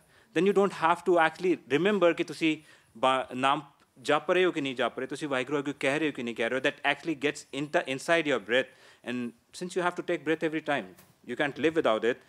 So the naam automatically actually gets into you, and you can live without the naam as such. ਬੜੇ ਸਾਰੇ ਟੌਪਿਕਸ ਹੈਗੇ ਨੇ ਜਦੋਂ ਸਾਰਿਆਂ ਨੇ ਗੱਲਾਂ ਕੀਤੀਆਂ, because I do like stories, so I have small stories which actually talks about a lot of things, ਜਿਹੜੀ ਸਾਨੂੰ ਦੱਸਦੀ ਆ ਕਿ how we can be a good Sikh. ਅਤੇ ਗੁਰੂ ਸਾਹਿਬ ਦੀ ਕਿਰਪਾ ਨਾਲ ਆਈ been meeting many Singhs, many Chardika wale Sikh, and they told me many beautiful things about Sikhi. And it's not about how other person perceives Sikhi. It's about how you accept Sikhi. A person told me it doesn't matter that whether you have big dada or not, whether you wear dumala or whether you wear a small patka. He said the main important thing of Sikhi is that you should know how to learn. Sikh ਦਾ ਮਤਲਬ ਹੈਗਾ ਉਹ ਜਿਹੜਾ ਸਿੱਖਦਾ. And then he told me one word, I'll not explain it because it's like a long story. He told me, like, if you want to be a Sikh, you have to be selfish. He said, be selfish, be a Sikh. I was like kind of really confused because ਸਾਨੂੰ ਗੁਰੂ ਸਾਹਿਬ ਕਹਿੰਦੇ ਨੇ ਕਿ ਤੁਹਾਨੂੰ ਪਰਉਪਕਾਰ ਕਰਨਾ ਹੈ. ਸਿੱਖ ਜਿਹੜਾ ਹੈਗਾ ਉਹਨੂੰ ਪਰਉਪਕਾਰ ਦਿੱਤਾ. That's one main important thing of Sikhi principles. Then he explained me. He said, like, what we do in this world, ਆਪਾਂ ਜੋ ਵੀ ਕੰਮ ਕਰਦੇ ਹਾਂ ਆਪਾਂ ਇਹ ਸੋਚ ਕੇ ਕਰਦੇ ਹਾਂ ਕਿ ਅਗਲੇ ਨੂੰ ਕਿੱਦਾਂ ਦਾ ਲੱਗੇਗਾ, how the other person thinks about it. If you be selfish, what you want in this world? Do you want money? Why you want money? You want good life? Why you want good life? ਇੱਕ ਛੋਟਾ ਜਿਹਾ, it's like I'll take just 2 minutes. ਇੱਕ kind of joke ਹੈਗਾ. There was a guy, he was a laborer. He was actually sleeping in a farmland. ਅਤੇ ਜਿਹੜਾ farm ਦਾ owner ਹੈਗਾ ਸੀ, ਹੀ came to him, ਉਹਨੇ ਉਹਨੂੰ ਉਠਾਇਆ, ਉਹਨੂੰ ਕਹਿੰਦਾ why you are sleeping? Said because I feel peace when I am sleeping. It's like you should work, like ਕੰਮ ਕਰਨਾ ਚਾਹੀਦਾ ਤੁਹਾਨੂੰ. ਅੱਛਾ, ਕੰਮ ਕਰਨ ਨਾਲ ਕੀ ਹੋਏਗਾ? Is it like you will get more money, you will be able to buy good house, you will be buy good bed, and you will be able to sleep peacefully. And he said, like, that's what I am doing right now. No, but that's just a joke. But ਜਿਹੜੀ ਗੱਲ I'm trying to actually explain from this, it's more about, it's not what other people think about you. It's what you perceive Sikhi as. ਜੇ ਮੈਂ ਹੁਣ ਦੁਮਾਲਾ ਬੰਦਾ, ਜੇ ਮੈਂ ਹੁਣ ਸੋਹਣੀ ਪੱਗ ਬੰਦਾ ਜਾਂ ਮੈਂ ਆਪਣੀ ਪੱਗ ਨੂੰ ਟਾਈਮ ਦਿੰਦਾ, it's not because ਕਿ ਮੈਂ ਦੁਨੀਆ ਨੂੰ ਦਿਖਾਉਣਾ ਚਾਹੁੰਦਾ ਕਿ ਮੇਰਾ ਦੁਮਾਲਾ ਸੋਹਣਾ ਹੈਗਾ. It's because I feel that ਜਦੋਂ ਗੁਰੂ ਸਾਹਿਬ ਨੇ ਸਾਨੂੰ ਸਿੱਖੀ ਦਿੱਤੀ, that time in India, it was a ਪ੍ਰਚਲਨ ਕਿ ਜਿਹੜੇ ਰਾਜਾ ਮਹਾਰਾਜਾ ਹੈਗੇ ਸਨ, they used to have crowns. Big ਉਹਨਾਂ ਦੇ ਬੜੇ ਬੜੇ ਤਾਜ ਹੁੰਦੇ ਸਨ. ਐਂਡ ਜਿਨ੍ਹਾਂ ਦੀ ਜਿੰਨੀ ਦਾੜਾ ਵੱਡਾ ਹੈਗਾ, ਜਿੰਨੀ ਮੁੱਛਾਂ ਹੈਗੀਆਂ ਨੇ, ਉਹਨਾਂ ਨੂੰ ਪਰਾਕਰਮੀ ਜਾਂ ਵੱਡਾ ਮੰਨਿਆ ਜਾਂਦਾ ਸੀ. ਸੋ ਗੁਰੂ ਸਾਹਿਬ ਜਦੋਂ ਸਾਨੂੰ ਸਿੱਖੀ ਦਿੱਤੀ, that's again like not from the history, but ਇੱਕ ਸਿੰਘ ਸਾਹਿਬ ਨੇ ਬੜੀ ਪਿਆਰੀ ਤਰ੍ਹਾਂ ਇਹ ਚੀਜ਼ ਐਕਸਪਲੇਨ ਕੀਤੀ ਸੀ. It's more of like how you perceive it. ਅਤੇ ਉਹਨਾਂ ਨੇ ਕਿਹਾ ਕਿ ਗੁਰੂ ਸਾਹਿਬ ਨੇ ਜਿਹੜਾ ਹੈਗਾ ਸਾਨੂੰ ਇੱਕ ਦੱਸਿਆ ਕਿ ਮੈਂ ਤੁਹਾਨੂੰ ਸਾਰਿਆਂ ਨੂੰ ਰਾਜਾ ਬਣਾ ਚੱਲਿਆ. I am making all you as king. There is no difference between you now. Everybody have this crown, and this actually tells you that you're a king. So these all things, it's how we perceive. When we say Naam, there are multiple ways actually people say that you can actually do the Naam Simran. Even if we talk about meditation, not our topic, but then in meditation they give you a mantra, which actually they say when you are getting distracted, use that mantra to come back to that inner peace. And Guru Sahib ne sanu sahaj sawai ditta. Guru Sahib ne kiha ki je tanu you want to understand yourself, then you have to understand what Gurbani is. It's not about how other people live their life, it's about how you have to live your life. ਵੀਰ ਜੀ ਨਾਲ ਮੈਂ ਸਹਿਮਤ ਹੈਗੀ ਹਾਂ ਕਿ ਤੁਹਾਡੀ ਜਿਹੜੀ ਦਸਤਾਰ ਆ ਇਹ ਤੁਹਾਡਾ ਕਰਾਊਨ ਆ। ਕੁਛ ਸਾਡੇ ਵੀਰ ਆਏ ਸੀਗੇ ਜਿਨ੍ਹਾਂ ਨੇ ਦਸਤਾਰ ਨਹੀਂ ਸੀ ਬੰਨੀ ਅਤੇ ਉਹ ਵੈਸੇ ਡਿਸਕਸ਼ਨ ਦਾ ਹਿੱਸਾ ਲੈਣਾ ਚਾਹੁੰਦੇ ਸੀਗੇ, ਬਟ ਉਹ ਇਹ ਸਮਝਦੇ ਸੀਗੇ ਕਿ ਉਹਨਾਂ ਨੇ ਦਸਤਾਰ ਨਹੀਂ ਬੰਨੀ ਤਾਂ ਸ਼ਾਇਦ ਉਹਨਾਂ ਦੇ ਵਿਊ ਆਪਾਂ ਸਮਝ ਨਹੀਂ ਪਾਵਾਂਗੇ। ਬਟ ਦਸਤਾਰ ਮੈਂ ਵੀ ਨਹੀਂ ਬੰਨਦੀ, ਦਸਤਾਰ ਮੇਰੀਆਂ ਭੈਣਾਂ ਨੇ ਵੀ ਕੁਛ ਆਈਆਂ ਜਿਹਨਾਂ ਨੇ ਨਹੀਂ ਬੰਨੀ, ਅਤੇ ਆਪਾਂ ਫਿਰ ਵੀ ਸਾਰੇ ਸਿੱਖ ਹੈਗੇ ਹਾਂ। ਤਾਂ ਆਪਾਂ ਇੱਥੇ ਬੈਠੇ ਹਾਂ ਤਾਂ ਜਿੱਥੇ ਸਿੱਖੀ ਦੇ ਵਿਚਾਰ ਹੁੰਦੇ ਆ ਉੱਥੇ ਹੀ ਸੰਗਤ ਬਣ ਜਾਂਦੀ ਹੈ, ਤਾਂ ਸੰਗਤ ਵਿੱਚ ਸਾਰੇ ਹੀ ਆ ਜਾਂਦੇ ਆ। ਆਪਣਾ ਜਿਹੜਾ ਲਾਸਟ ਟੋਪਿਕ ਹੈਗਾ ਉਹ ਹੈਗਾ ਵੰਡ ਕੇ ਛਕੋ। ਅਤੇ ਖਾਲਸਾ ਸੇਵਾ ਸੁਸਾਇਟੀ ਹਾਲੈਂਡ ਇੱਥੇ ਇੱਕ ਫਾਊਂਡੇਸ਼ਨ ਹੈਗੀ ਆ, ਅਤੇ ਅਸੀਂ ਵੀ ਇੱਕ ਫਾਊਂਡੇਸ਼ਨ ਖੋਲ੍ਹੀ ਹੈ ਸਟਿਖਟਿੰਗ ਸਿੱਖਿਜ਼ਮ ਐਂਡ ਕਲਚਰ। ਉਹ ਅਸੀਂ ਇਸ ਕਰਕੇ ਖੋਲ੍ਹੀ ਹੈ ਸਟਿਖਟਿੰਗ ਕਿ ਅਸੀਂ ਇੱਦਾਂ ਦੇ ਟੋਪਿਕਸ ਜ਼ਿਆਦਾ ਕਰਨਾ ਚਾਹੁੰਦੇ ਹਾਂ ਕਿ ਸਿੱਖੀ ਬਾਰੇ ਅਸੀਂ ਵਿਚਾਰ ਕਰੀਏ, ਇੱਥੇ ਦੇ ਲੋਕਾਂ ਨੂੰ ਅਸੀਂ ਸਿੱਖੀ ਬਾਰੇ ਦੱਸੀਏ, ਕਿਉਂਕਿ ਅਸੀਂ ਹਾਲੇ ਇੱਥੇ ਹਾਲੈਂਡ ਦੇ ਵਿੱਚ ਇੰਨੇ ਪੋਪੂਲਰ ਨਹੀਂ ਹੈਗੇ। ਦੂਜਾ ਸਾਡਾ ਮਕਸਦ ਇਹ ਸੀਗਾ ਕਿ ਅਸੀਂ ਵੀ ਆਪਣੀ ਕਿਰਤ ਕਮਾਈ ਦੇ ਵਿੱਚੋਂ ਅਸੀਂ ਪੈਸਾ ਲਾਉਣਾ ਚਾਹੁੰਦੇ ਸੀਗੇ ਗਰੀਬ ਕੁੜੀਆਂ ਦੀ ਪੜ੍ਹਾਈ ਦੇ ਵਿੱਚ, ਜੋ ਕਿ ਅਸੀਂ ਹੁਣ ਲਾ ਵੀ ਰਹੇ ਹਾਂ। ਚਾਹੇ ਅਸੀਂ 10 ਸੈਂਟ ਭੇਜਦੇ ਹਾਂ, ਚਾਹੇ 10 ਯੂਰੋ ਭੇਜਦੇ ਹਾਂ, ਜਿੰਨਾ ਕੁ ਸਾਡੇ ਕੋਲ ਹੋ ਸਕਦਾ ਉਨਾ ਅਸੀਂ ਭੇਜਦੇ ਹਾਂ। ਕਿ ਅਸੀਂ ਸਮਝਦੇ ਹਾਂ ਕਿ ਆਪਣੇ ਦਸਵੰਧ ਨੂੰ ਅਸੀਂ ਇਸ ਤਰ੍ਹਾਂ ਯੂਜ਼ਫੁਲੀ ਯੂਜ਼ ਕਰ ਸਕਦੇ ਹਾਂ। ਅਤੇ ਵੰਡ ਕੇ ਛਕੋ ਦੇ ਉੱਤੇ ਜੇ ਕੋਈ ਵਿਚਾਰ ਕਰਨਾ ਚਾਹੁੰਦਾ ਆ ਕਿ ਵੰਡ ਕੇ ਛਕੋ ਦਾ ਮਤਲਬ ਇੱਦਾਂ ਹੀ ਆ ਕਿ ਆਪਣਾ ਦਸਵੰਧ ਆਪਾਂ ਦਈਏ ਕਿ ਹੋਰ ਵੀ ਕੁਛ ਇਹਦੇ ਵਿੱਚ ਆਉਂਦਾ ਆ। ਕਿਉਂਕਿ ਜੋ ਵੰਡ ਛਕਣ ਵਾਲਾ ਵੀ ਮੈਸੇਜ ਹੈਗਾ ਆ ਨਾ, ਉਹਨੂੰ ਆਪਾਂ ਬਹੁਤ ਜਿੱਦਾਂ ਇੱਕ ਦਿਨ 'ਚ ਜਾਂ ਕੁਛ ਸਮੇਂ ਵਿੱਚ ਨਹੀਂ ਕਵਰ ਕਰ ਸਕਦੇ ਹੈਗੇ। ਇਸ 'ਤੇ ਬਹੁਤ ਵੱਡੀ ਡਿਸਕਸ਼ਨ ਦੀ ਲੋੜ ਹੈਗੀ ਆ। ਜਿਵੇਂ ਸਾਡੇ ਪਾਸ 2 ਪ੍ਰੋਫੈਸਰ ਸਾਹਿਬ ਬੈਠੇ ਹੈਗੇ ਆ, ਇਹ ਵੱਧ ਐਕਸਪਲੇਨ ਕਰ ਸਕਦੇ ਹੈਗੇ ਆ। ਸ਼ੁਰੂਆਤ 'ਚ ਮੈਂ ਇਹ ਗੱਲ ਕਹਿ ਸਕਦਾ ਹੈਗਾ ਕਿ ਆਪਾਂ ਸਾਰੇ ਪੰਜਾਬ ਤੋਂ ਆਏ ਹੋਏ ਹੈਗੇ ਆ।